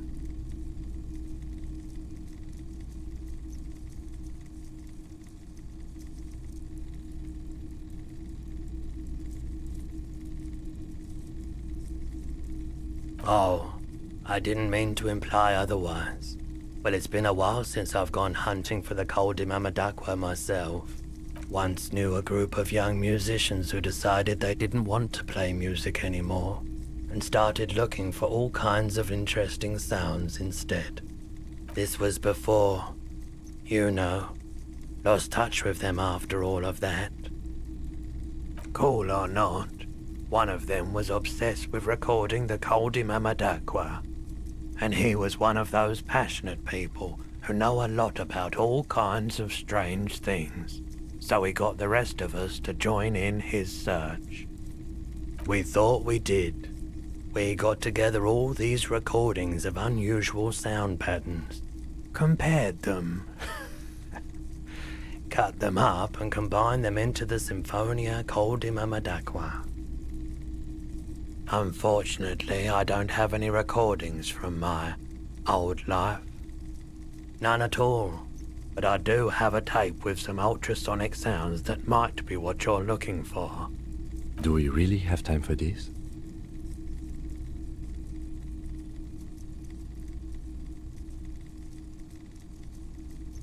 This recording comes from down the coast. Wasn't looking to record anything specific. Just left a recording device there one morning. Keep in mind, I have to slow this one down enough to make sounds well over 200 kilohertz audible to the human ear. It will be strange. As the hum grows louder, modulating but always unnaturally uncomfortably low, like it's coming not from the speakers, but also from inside your chest, breathing is becoming difficult. Not good, not good. You're about to start suffocating. You have to stop this.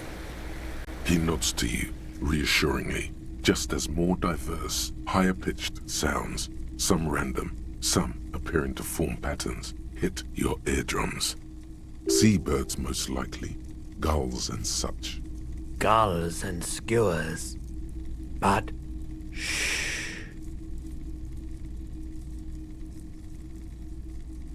That's it. The signal in the noise. The thin whisper. A low range of sounds is easier to handle with a focal point, but still troubling. You are mesmerized by the sounds, but also feel nausea welling up as the motif continues, then begins to recede, dissolving in what must be the sound of water lapping at the bank.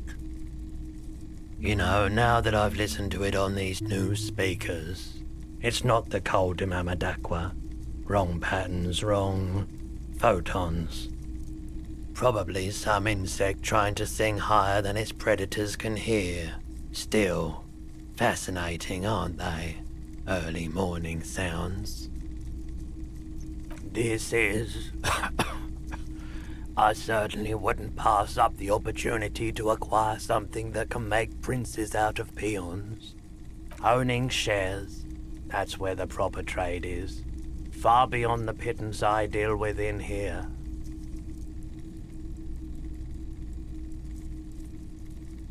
Nothing's wrong with it. The shop suits me fine, it's just... we all need a bit of luck in our lives, you know. A lottery win. No can do. I need to make money. This is a business first and foremost, not a charity. No offense, but I don't think it would do me much good. Nothing to do with you. It's just my customers tend to be, well, they wouldn't know who you are. He's right. His customers are desperates, lowlifes, and bored browsers. They don't understand high culture. They don't want their purchases to elevate them. I'd be glad to trade for your shares. Let's stick to that. In theory, yes. You probably have enough to afford it all. However, I don't plan on selling up and joining the mastodons of La Delta just yet. What I can do is trade that modified streetlight over there for some of your shares. It's the most expensive item in here. The finest in interior lighting. Expensive isn't everything. And we know that light isn't even a recognizable brand. You can't exactly strut down the street and turn heads with it like you can a new Perseus Black number either. Sure it does. Not saying you should definitely not get it, but let's think about what to do with it first. Any ideas? Turn it into an art installation. Invite viewers to question what it means to bring an outside light inside. We have so many barriers to break down and concepts to explore. For a price, of course. There's much to be learned in this kind of rewiring job. You could steal its secrets and make a whole line of modified street tech to sell to the public. It's up to you. If you think it's got ROI potential, then go ahead. Just bear in mind that these shares are developing into a fortune without you having to do anything. Nothing else in here carries that much value, I'm afraid.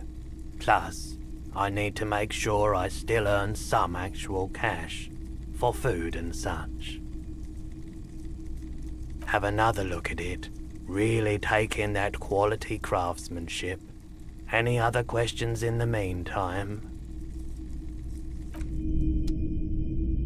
A typical Martinez streetlight sits among assorted floor and table lamps.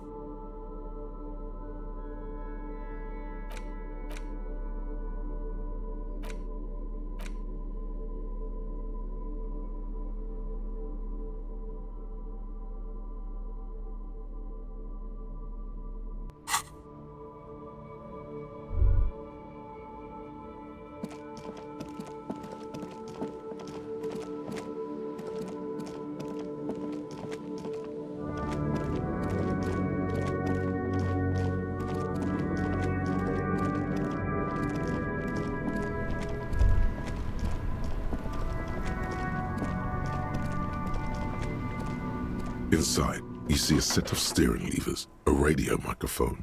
This is Precinct 57. How may I assist you? Hold on, officer. I've got Central Jamrock Public Library on the line, and I've already introduced you to their librarian. Connecting the call in 2, 1. Yes, this is Central Jamrock Public Library here. How can I help you, officer? Billy Majon, you said. Give me a moment, I'll have to check our database. Yes, hello, are you still there? I found Billy Majon's home address, is that alright? No phone number, unfortunately. They're too poor to have a phone line. Here we go, sir. Rue de Saint-Ghislain, 33B, apartment number 20. It's in Martinez, I believe. Cape Side Apartments, it says. That's all. That's where the smoker on the balcony lives, isn't it? It says here that they returned their last book just a few days ago, but I wasn't at work that day. Marie? Marie? Do you remember a reader named Billy Majon? They returned a Tybalt book the other day. Yes, it was my colleague Marie. She said that it was Billy's husband who returned the book. He also asked for this new sci-fi release, Lowe's Radio City 87. But we don't have it yet. Good. You have a name now. Marie knows Billy. She's been working here longer than me. Sometimes her husband returns some books for her. Sorry, no. Marie only knows him by sight. Marie? She said it was an older man, and that she's pretty sure he'd had a drink or two the last time she saw him. 1 second. Sorry, Marie wasn't really paying any attention to that. Happy we could help. Goodbye, officer. Anything else you need from me? One moment. Can you please describe the body? Age, sex, cause of death? We suspect he might have been inebriated when he fell. There were bottles all around him, and traces of vomit on his shirt. Any signs of violence? No field autopsy necessary. You can hear her quickly typing in the background. What about his belongings? Did you examine his clothes? Any information on the library card? Good.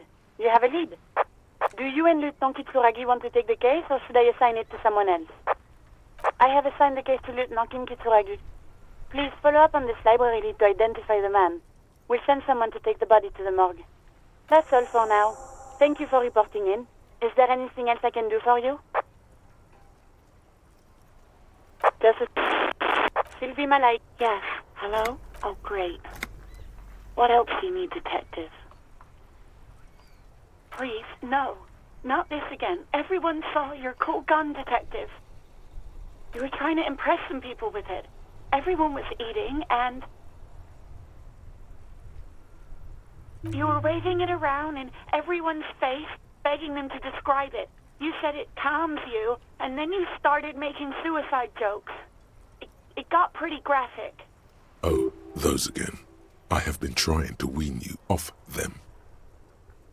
You know, when you put your gun, your actual gun, on your temple and pretend to shoot your brains out, off of that, people don't like that.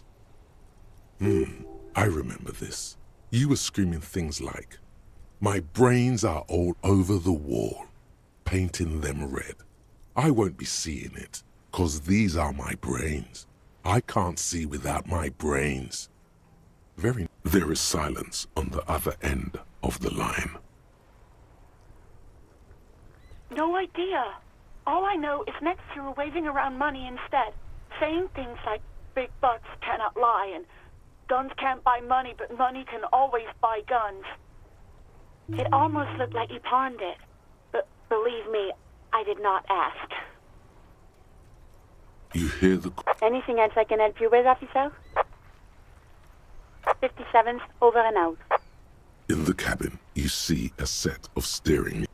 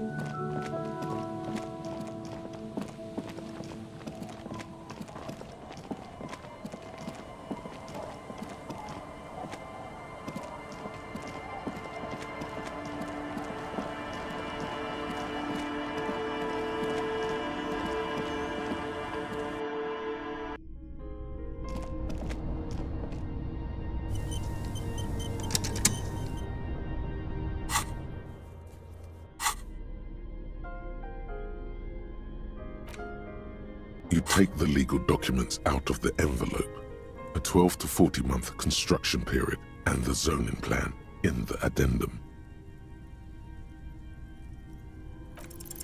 With a confident flourish, you complete your forgery. What do you see on the signature line? Indeed, they look distinctly different and very convincing. These might as well be their actual signatures. But they're not, and the document will be nullified if they dispute it. That means Everard will have to start over. All you need to do now is mail the signatures to Everard's accountant in La Delta. There was a mail delivery box in the plaza, near the corner of the bookstore.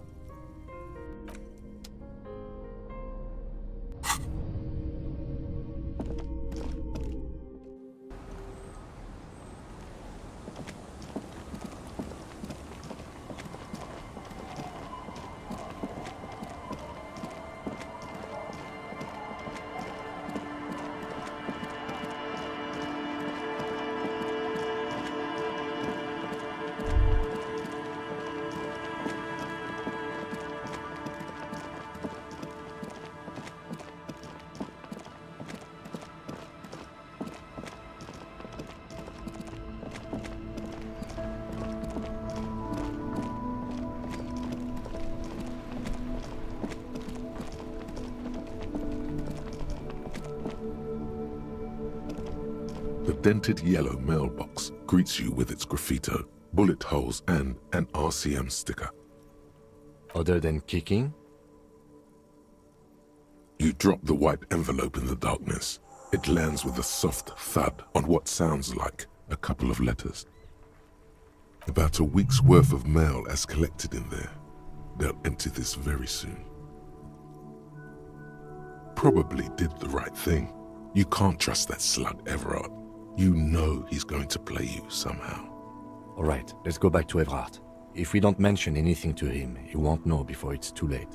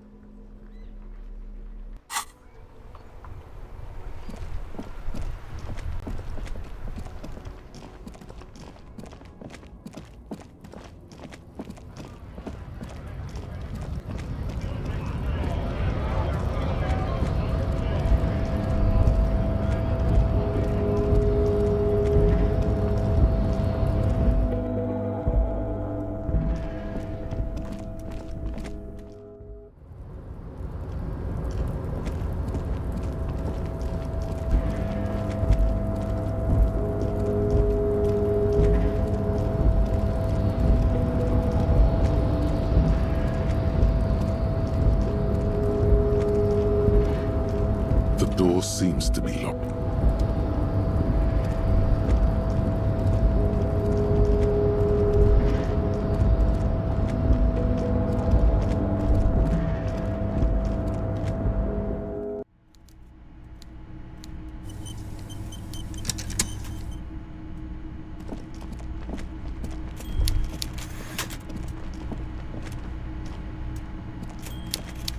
Mr. Dubois, every worker...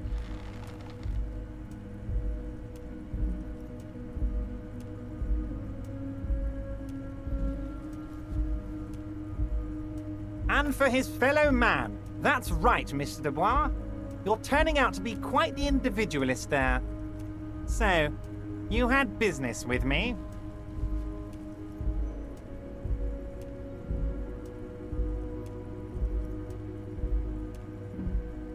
Ah, yes. Your side investigation. Thank you.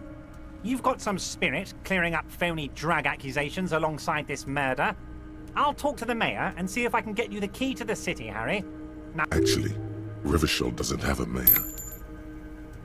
He refuses to discuss it further. It's probably just a small nuisance to him.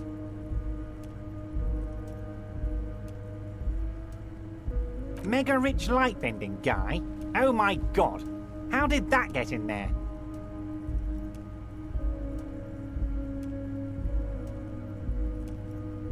Damn it to hell, Harry. I specifically told my guys to check all the containers for mega rich lightbending guys.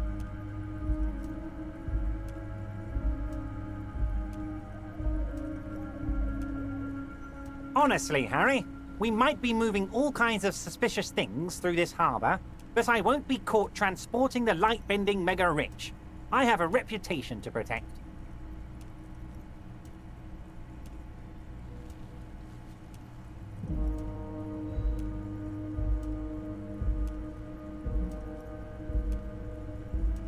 No, they're not. They're vermin, and one just found a way inside my container. Soon, he'll bring the others. All 3 of them. Thank you for telling me. I'll see to this immediately. Ha ha ha! I shudder to think what you're going to tell me next, Harry. Not for 1 second did he believe there's an actual mega-rich person somewhere in his container town. The Golden Boy returns once more. Wonderful. Simply wonderful, Harry. Of course. I already knew this. My friend, the mailman, confirms the letter is on its way. You've done a great thing today. You've given the children of Martinez a real future, Harry, and I feel I can finally trust you now. You're in my inner circle. You too, Mr. Kitsuragi. We can talk about anything. The strike, the murder, your lost gun, nothing is off the table. See? Forging that signature really paid off. Well done, sire. By guile and deceit, you're in.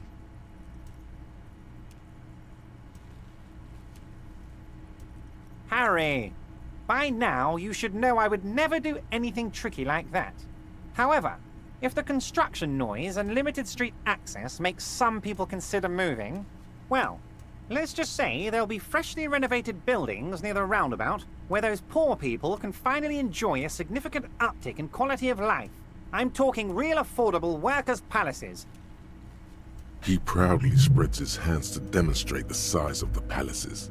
They're very large. So the village is doomed. You were there, you saw the place, a wasteland. There's nothing left. But mark my words, officers. We are going to reset it. Reset. I have big plans for Martinez, and they do not include humans living in those pig sheds on the coast. That land will be used for municipal buildings and commerce. Harry, imagine a youth centre supermarket church complex, employing hundreds, no, thousands of people. The coast will be lit up with enterprise and life. All those ruins out there turned into low-income housing. Harry, enough is enough. We're taking this district back. The war was 50 years ago, for God's sake. It's time to move on. Yes, I do.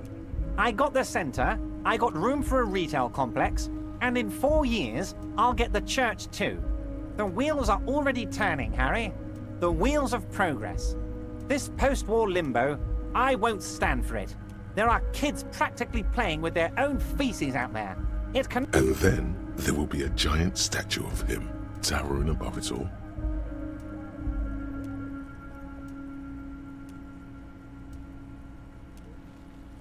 Damn right I'm up to something, Harry. I'm gonna make the working man as rich as Joyce Messier. That's my job. Just like yours is to keep the peace. I did not, Harry. Although I am very, very glad he's dead. Why, a war, of course. And what do you have to gain from a war? Victory, Mr. Kitsuragi. I have victory to gain. We are going to start a war with the Wild Pines group and win before they even realize there is a war.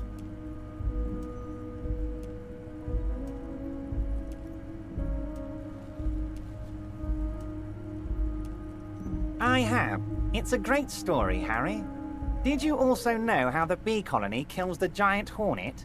They swarm and blanket it entirely until it suffers a massive heat stroke and dies. Harry, we outnumber them 1,500 to 1, and that's just Martinez. With all the unions in Revachol, and with public opinion on our side, we can hold off 2 men, or 15 men, or even 50 men. The more they send, the worse it's going to look for them. They made a huge mistake hiring those guys. No one likes foreign mercenaries. The leftists hate them, the fascists hate them, even the moralists think they're in bad taste. You're not an ultra-liberal, Harry. Get the fuck out of here. Don't be a retard. Harry, there is no strike, only war. Class war. Or, in business terms, a dawn raid. Or wait. Is that when you still pay them something? Because we won't do that. We're not going to give nothing. We're going to take Terminal B away from them. The roads, the gates, the containers, that big crane, even the damn coffee maker. We're going to take all of it for the people, and fuck Wild Pines. The word fuck rings like a gunshot from his mouth. He doesn't swear often. So that's why you haven't let Joyce in? Yes. It's also why I let that midget Gaumont go. He's too nice. I can't put him through this. Plus, he knows how to get in here. That woman can't tell her tits from her arsehole. She has no chance. Because we're friends, Harry. Besides, it doesn't matter now. You can go tell her if you want. It won't change the course of events. We have a significant head start. It's already happening. 2,372. Plus yours truly, of course. 2,373 is a sizable contingent for a labor organization in Revachol. Oh, you mean what sort of goods are going to be flowing through? How am I going to replace all the contacts we'll lose once the poo-poo hits the fan? The clients will ditch us. Harry, we've thought of everything. Clients would take a well-known multinational conglomerate over a local mobster any day. Sure, some will go, but mark my words. The company will be unpleasantly surprised to see how many of them stay loyal to Martinez and to the new competitive contracts we can offer. With renewed zeal sparked by communal ownership, the men will be shipping those containers double time. You'll be surprised to see how fast things go without parasites latching on. We'll have our hands free to pursue bold, exotic new revenue streams. That's drugs. Drug trafficking. Drug trafficking? Don't be stupid, Mr. Kitsuragi. There are perfectly legal, 100% ethical chemical factories on the Samaran Isola. You don't need to be colonialist about it. All they do is produce components to keep the pharmaceutical industry running. That's people's health we're talking about. Old grannies, little babes, people with disabilities. The company thinks transporting these chemicals in bulk looks bad, has bad optics, may be illegal in some countries. The Debarders Union, however, we're all about the large volume column. In bulk shipping, large volume column is a major buyer, a shark. We're gonna transport the living daylights out of those materials, Harry. So your sick kid can get his Benefed and your wacky uncle doesn't have to come off risperidone. Benefed is a children's cold medicine, usually apricot flavored, and risperidone is used to treat severe psychosis. And the kids on the street can get speed and pyrrolidone. I'm an old-fashioned guy, Mr. Kitsuragi. I sometimes grab a beer with the boys, but I have no idea about the things you just mentioned. But if I were to supply ingredients for some sort of rainbow party, I would make sure the Union took a fantastic share, and I'd keep that stuff far away from Martinez. He's basically admitting to it.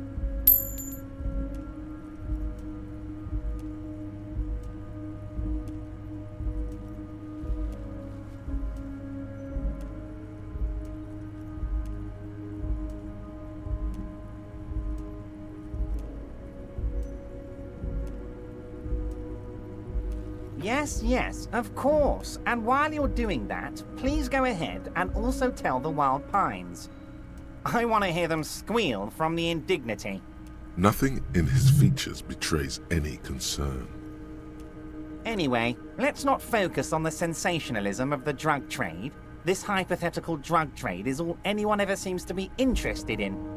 It would only be a small part of the harbour's turnover, just like the harbour is, but a small part of Martinez. Let's look at the big picture. Martinez as a whole.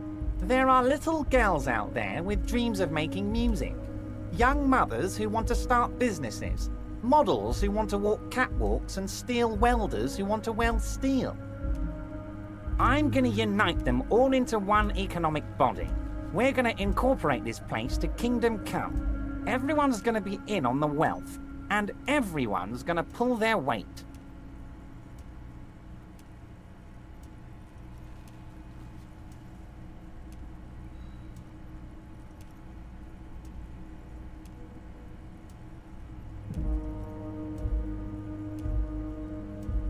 Harry, the length you're willing to go to keep your nose clean is remarkable. You will always have a warm bed in Mr. Clare's household, my friend, and a special place in the future of Martinez.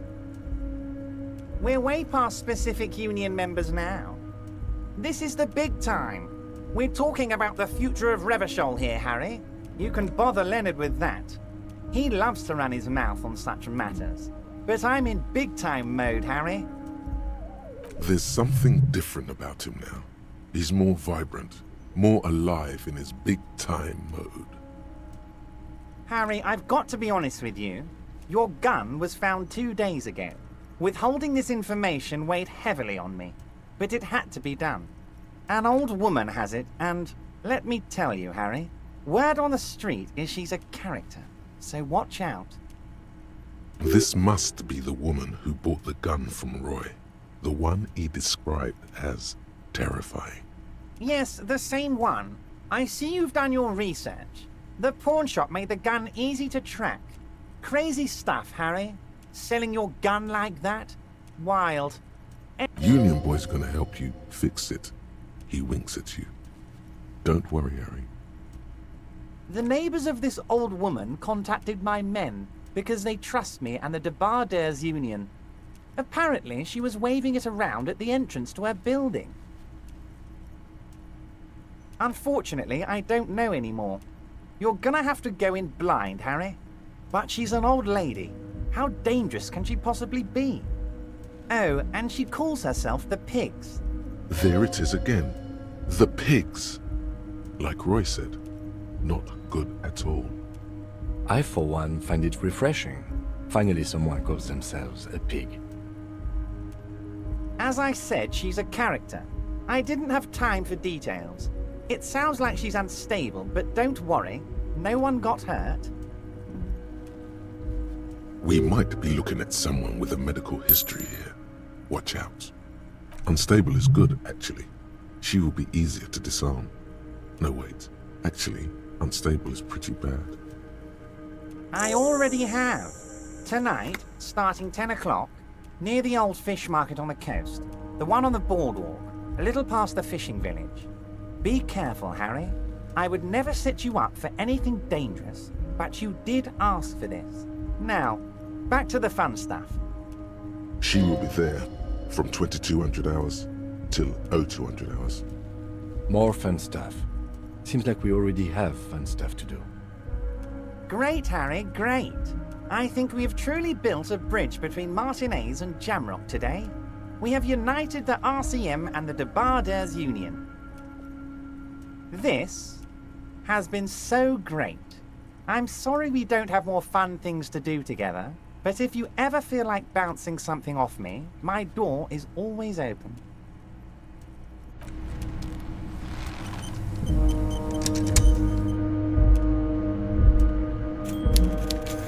Mr. Dubois, now, what can Everard Clare do for you? I'm always happy to educate and very nice.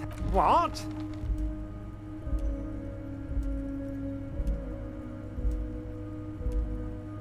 Did I? Well done then, Harry. I like not knowing about it, and I'm sure you made the right call.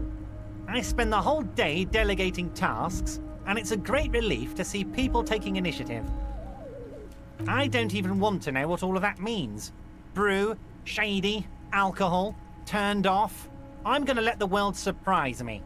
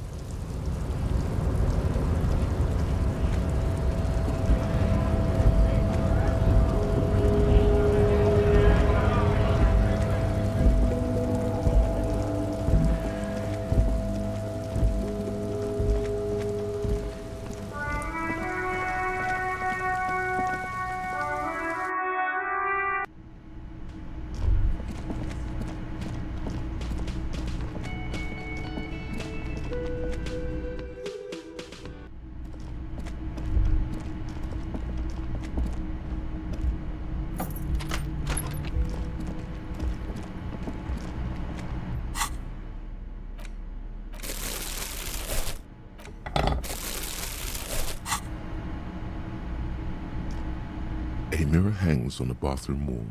In it, your face. Irregular.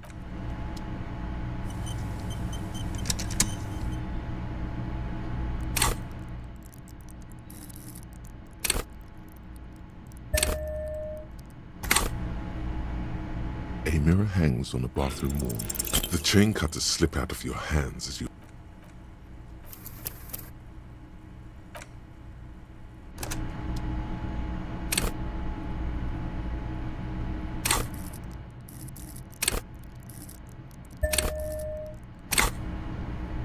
A mirror hangs on the bathroom wall.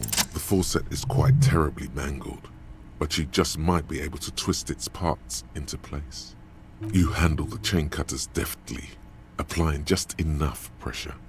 The faucet regains a recognizable shape. The steam stops. Told you that you needed those chain cutters. Everything is connected. Everything has a purpose. The mirror begins to clear slowly without you having to wipe it. A mirror hangs on the bathroom.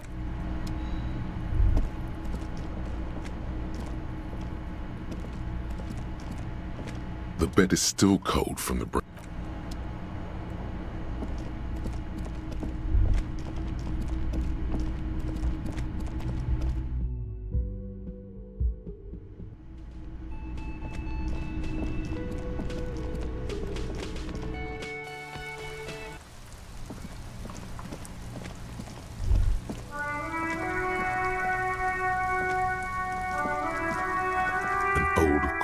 East Delta Commerce Center. This must be the name of the doom.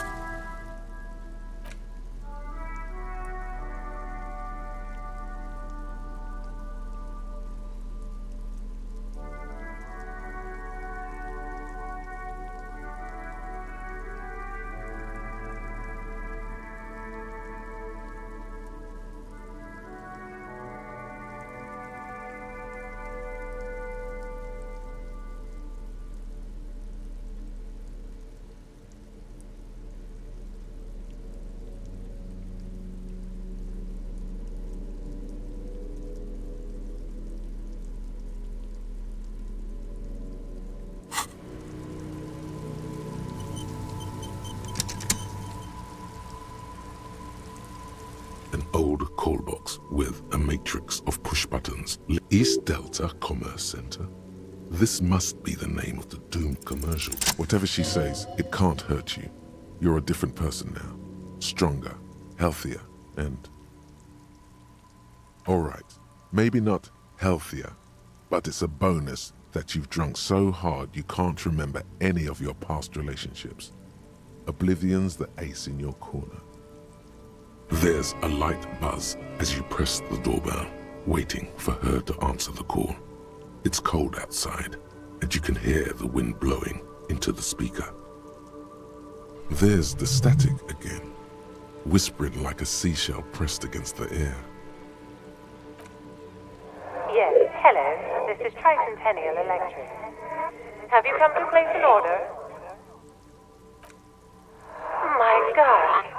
Here come the bad vibes again. Relax. Distance yourself from it. It's you. My God. I didn't think I would hear your voice again. Wait, is she...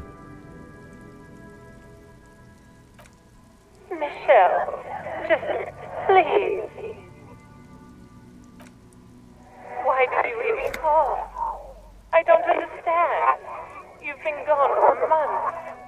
Is this some kind of joke?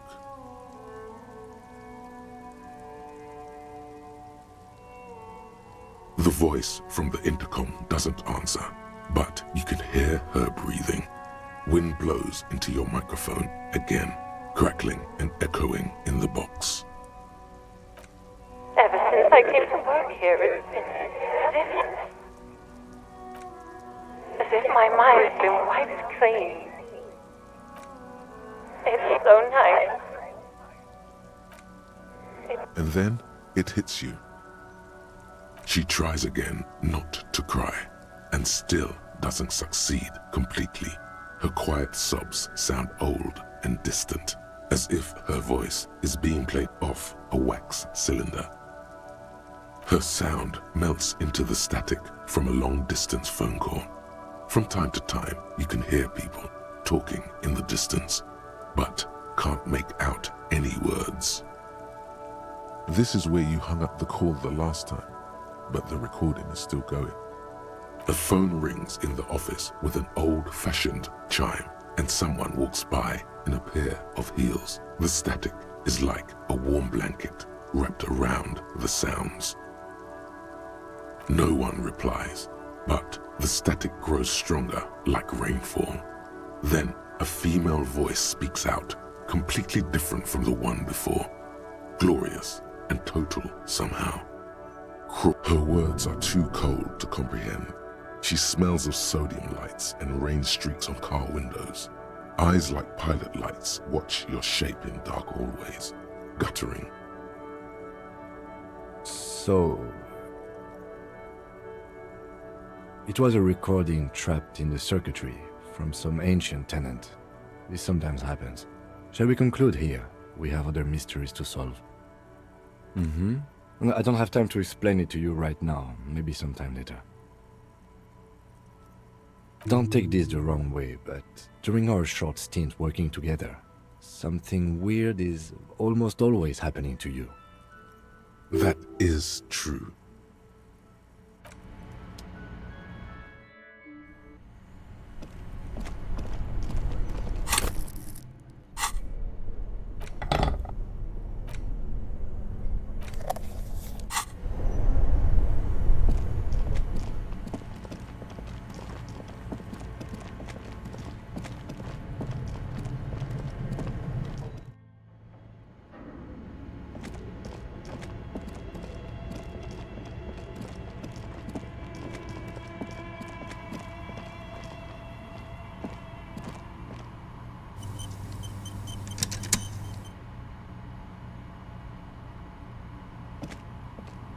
Oh, it's you again.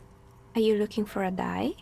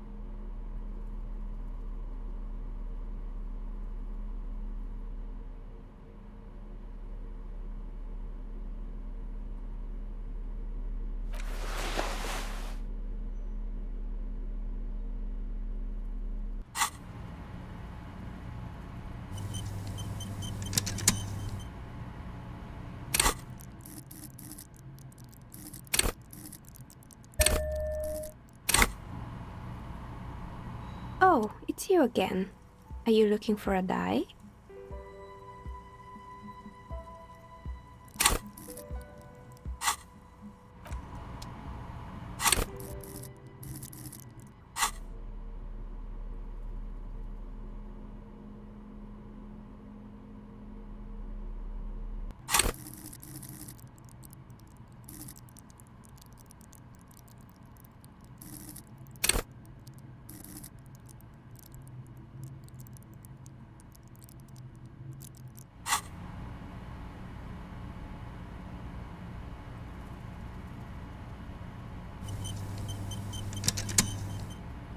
Oh, it's you again.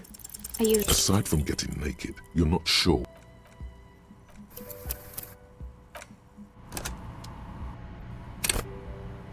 Oh, it's you again. Are you looking for a die? Aside from getting...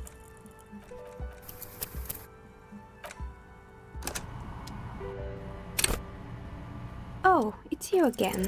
A gust of cold air sweeps through the chimney. The stones and minerals on the shelves rattle as though agitated.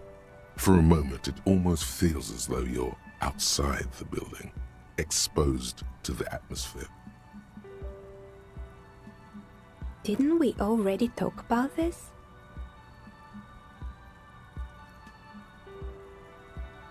What are you talking about? My address is exactly the same. Rue de Saint-Guelain 10. No, the old coal plant that used to be here was subsumed into the new venture, its ruins swallowed up. Yet it has a different address in the heart of the city. This doesn't make any sense. Are you saying my business was spared because of a technicality? Where is this coming from?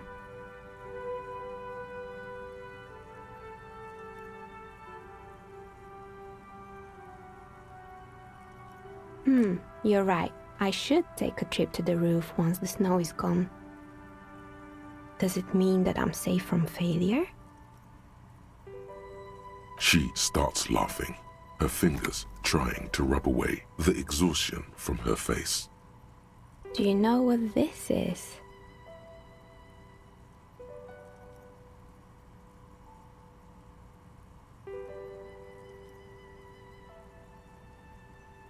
It's a mourning ring.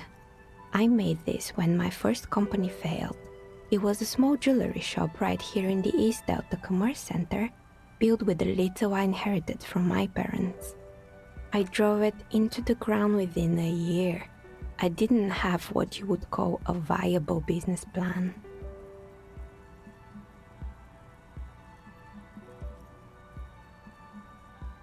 It wasn't just the jewelry shop either. I always thought that it was just the world that you were supposed to try again and again until you finally succeed. And now you're telling me what? That it was all because I didn't run my little shops and ventures from a dump inside an abandoned chimney? Yeah. Or maybe it's the entire world that's cursed. It's such a precarious place. Nothing ever works out the way you want it. That's why people like role-playing games. You can be whoever you want to be, you can try again. Still, there is something inherently violent even about dice rolls. It's like every time you cast a die, something disappears. Some alternative ending or an entirely different world. But anyway, thanks for sharing your theories, officer.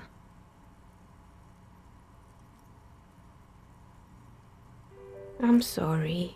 I'm a bit overloaded just now, so I can only produce one die per customer. I'm listening.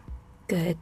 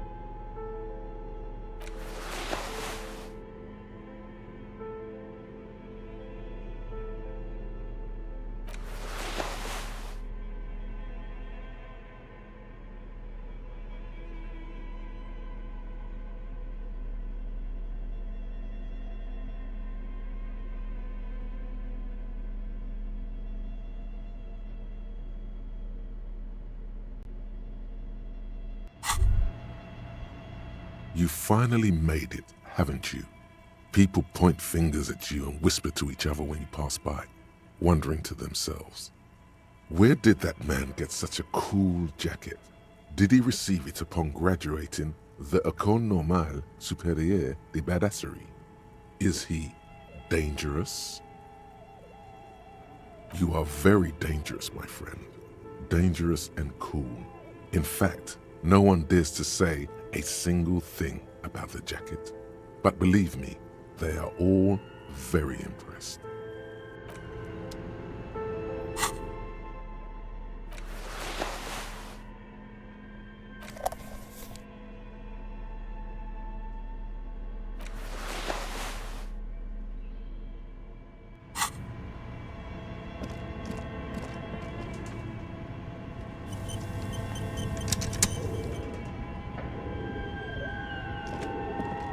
The barbell waits patiently on the floor like a dog for its master.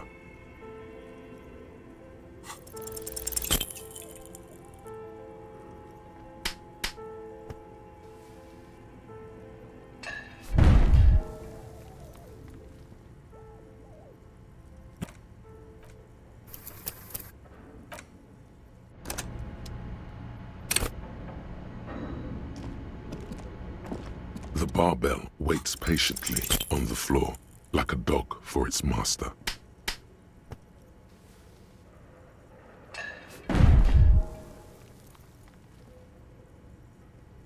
You manage to hoist it off the ground.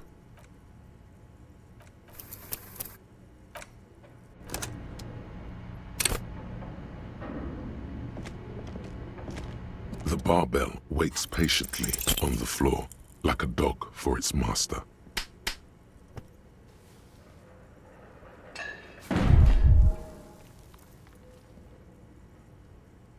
You manage to hoist it off the ground, but the barbell feels wobbly and dangerous. The barbell waits patiently on the floor, like a dog for its master.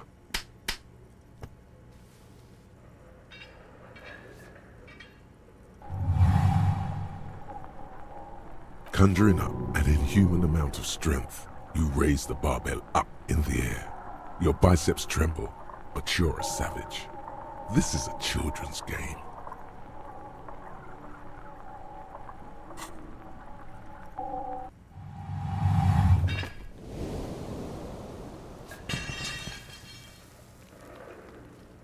A warm wave of accomplishment washes over your head as you drop the barbell to the floor. For a good technique.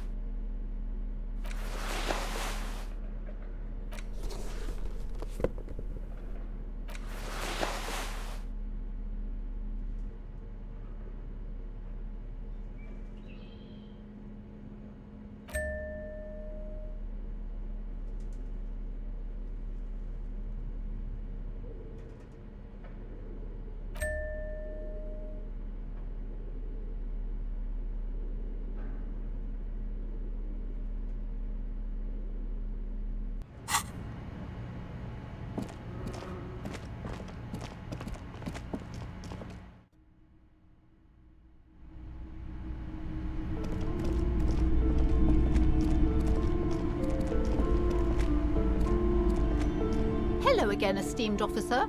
Okay, but please... The woman looks a little...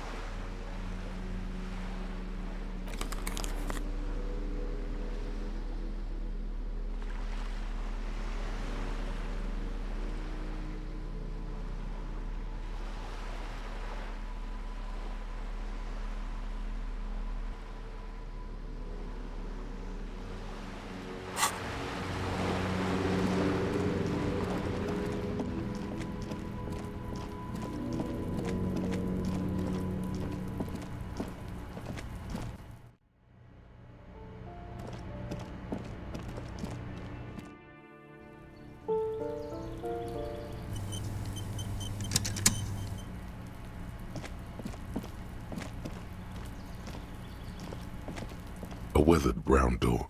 The number reads 20. Something smells good. Soup alongio. The lieutenant motions to you to go ahead and knock. This is the door. You already know it's the right door. This is going to be so hard. You're right. Let's talk this through. You hear some light footsteps and what appears to be a daily weather forecast playing on the radio. We have our first preliminary identification. In all likelihood, the deceased is the husband of Billy Méjean. We need to confirm this, as well as deliver the death notification to Billy herself. Now, delivering a death notification is never an easy task. There's a reason why it's often called the most stressful part of our job. This is why it's usually done in pairs.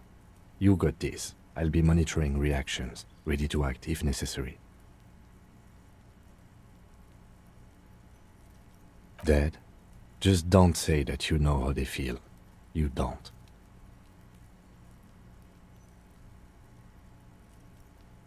The lieutenant motions towards the door. Hello? Who is it? And someone turns down the radio. The police. A moment, please give us a moment. Tidying up, nervously. Come in, the door is open.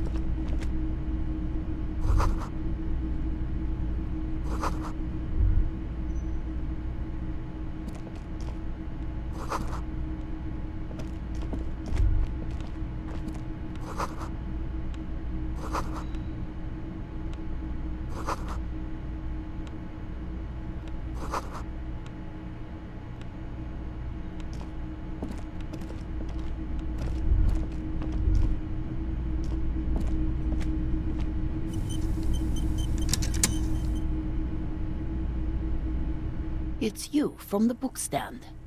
Did you come to bring my cockatoo back? I don't think I introduced myself properly. I'm Billy. Would you like something to drink? Tea? Lemonade? We're out of coffee. The lieutenant has taken off his foggy glasses and is busy cleaning them in his handkerchief for now. You're on your own here. Condensation from stepping inside. Is this about Victor, my husband? Is he in some kind of trouble again? I can come pick him up in the station if that's what.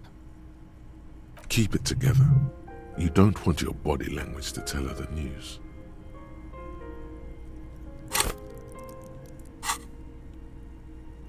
Sorry, I'm rambling. It's just that Victor often gets into all kinds of trouble. So, how can I help you? How about some small talk before you break the news?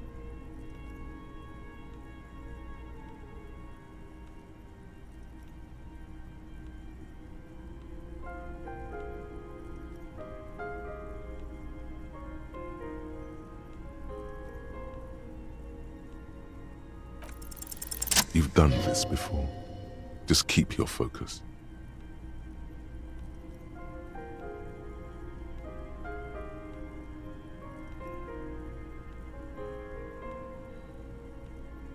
Yes, that's the most important thing. No euphemisms. This is what you came here for. What did you say? Oh. Oh. But he was just... But he was just here. Alive. We understand this comes as a huge shock. I want you to know that me and my partner are here for you if you have any questions. Take your time, ma'am. What happened to him?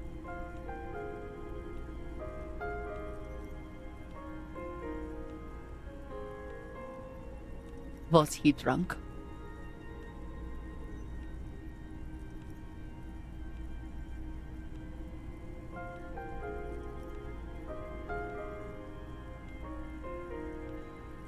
I see. And you just found him there, lying in the cold. How long had he been there? If you say 2 days maybe, it will be etched in her mind forever. She blinks, eyes welling up with tears, as her hand starts searching for something from the pockets of her dress. The handkerchief.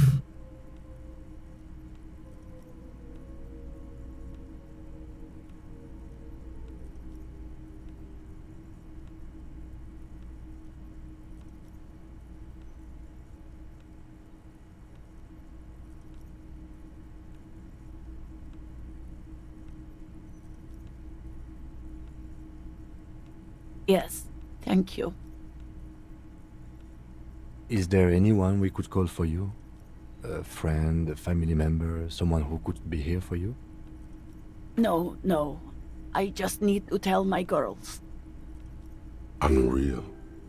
God, should I call them? Should I tell them to come home? No. A day.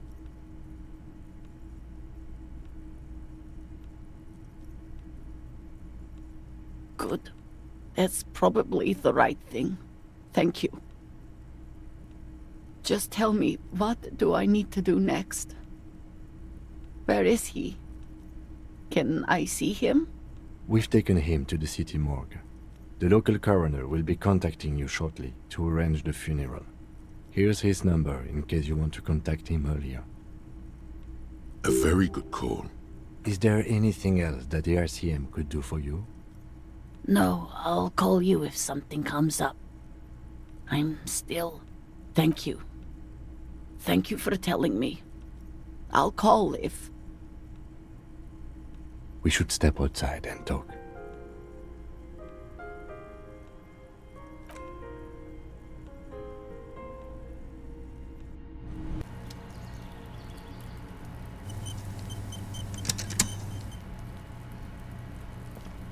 You did well.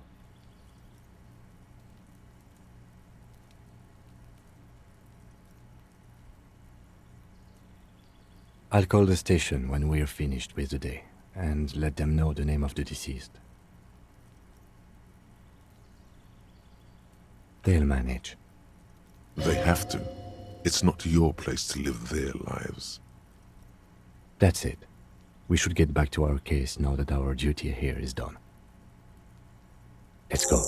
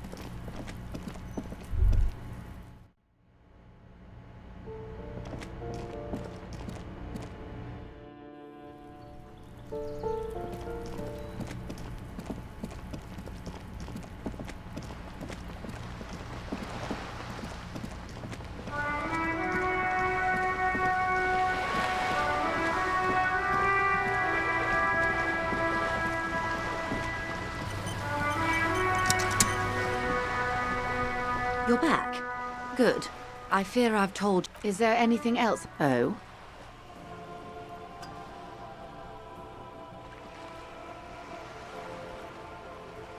A referral, you mean?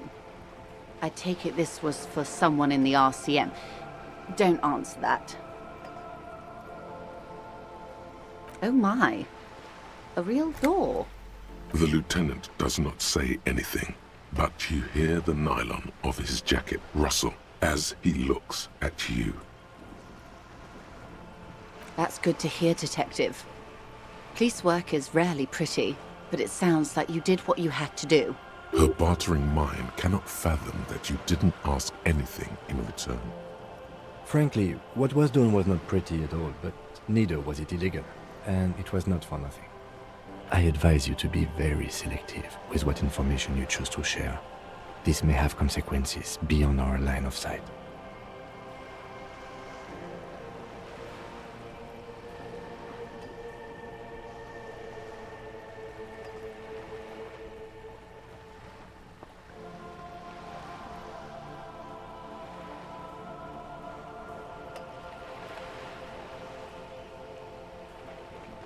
Misinformation. This is all because we haven't shared information on the lynching yet. See? Already the adversary uses it to their advantage. Don't let him. Hurry up on that probe. The moment you tell me you're finished at the traffic jam, I will gladly tell you the company's side of the story. She must really want you to look into the drugs. Otherwise, she'd tell you. Yes. That's the talk about town. The Hardy Boys, they're called. Find the name rather amusing, honestly. How benevolent. Hopefully they'll help you sort this whole business out, if they haven't already. While we appreciate your assistance, ma'am, I'm afraid we can't discuss the specifics of an ongoing investigation with you. That is only fair. Oh my. Very interesting. So the militant wing is protecting one of their own. Her mind races to the conclusion that most benefits her interests. That doesn't mean she's wrong, though. It looks like you may untie this knot yet.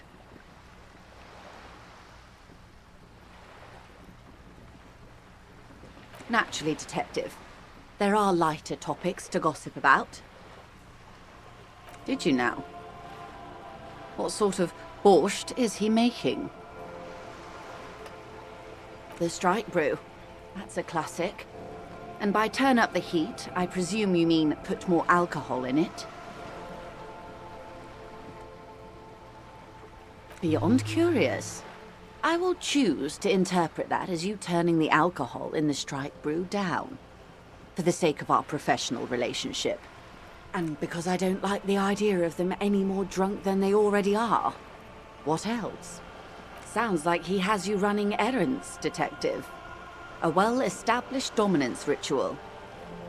Where did he have you deliver it? Ah, yes. I've been meaning to go there. A youth centre with Edgar Clare's statue on top of it. Go ahead. Help him. Make it so.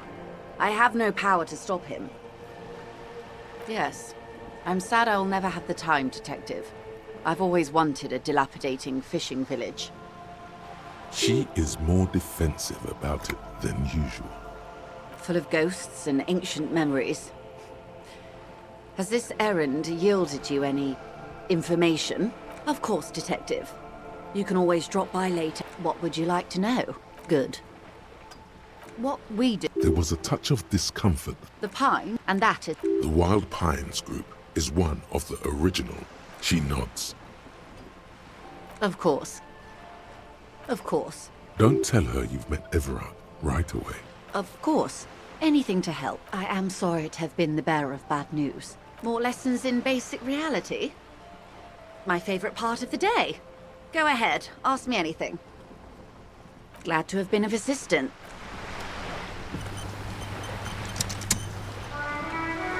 You're back. More lessons in basic reality? My favorite part of the day. Go ahead.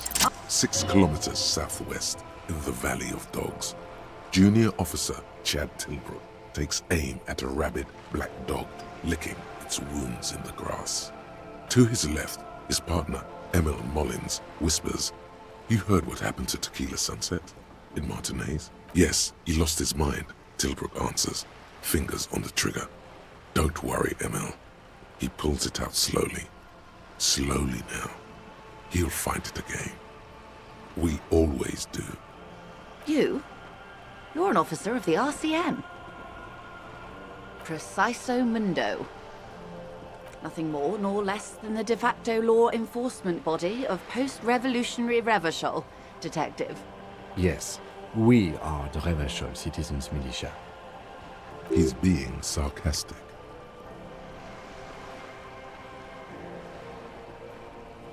Yes, that means not de jure. The RCM acts in what is poetically called the twilight of international law, both at the behest of the coalition government and to its chagrin. The RCM's responsibilities are defined by the Emergency, Wayfarer and Aliments Acts, 3 pieces of legislation keeping the city in a, let's be honest, laissez-faire stasis to the benefit of foreign capital. All 3 are good to know when we are out policing.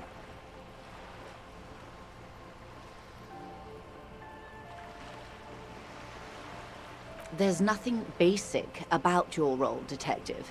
It's true that the RCM keeps everything the way our seemingly permanent, provisional rulers like it. Yet, on the other hand, I know these people. I deal with them daily.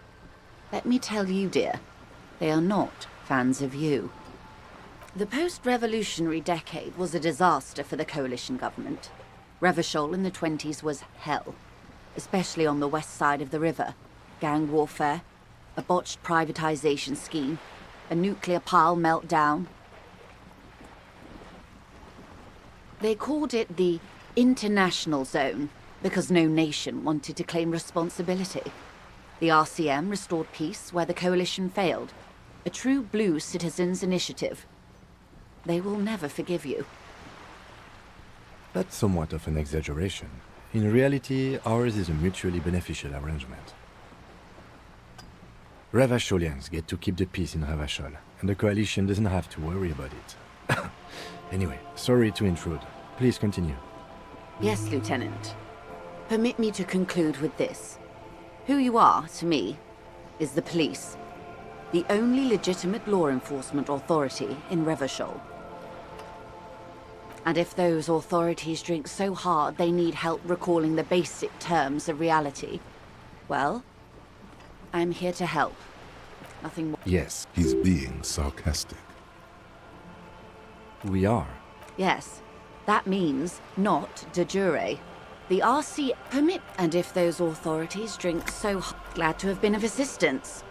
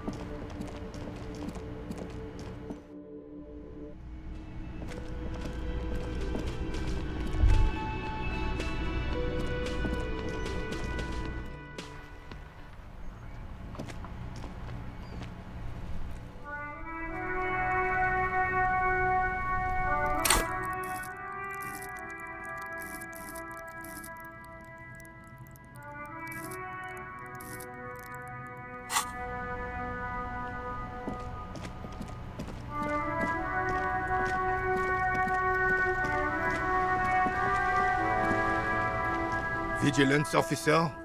There's nothing for you. His face. There's nothing. His face is motion. Yes. I'm she. The lady. Yes. Yes. Unfortunately, in my top. He doesn't know about the crime. If I knew, I would. 'Tis true. It is such a pleasure to see you again, officer. How may I help the citizens? Oh, that's the cochon. You'll put that. I don't like where this is going, officer. Don't you think? Hurry.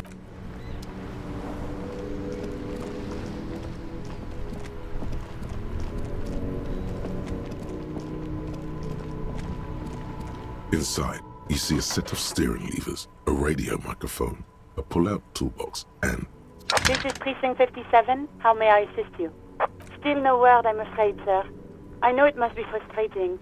Was there anything else you wanted to ask? 57. In the cabin, a metallic drawer, a pull-out toolbox. This is just a moment. 10-4, come in, officer. Over. 10-4, sir, glad to hear that. I'll write down that there is no need to issue a new one to you then. Over. Roger that.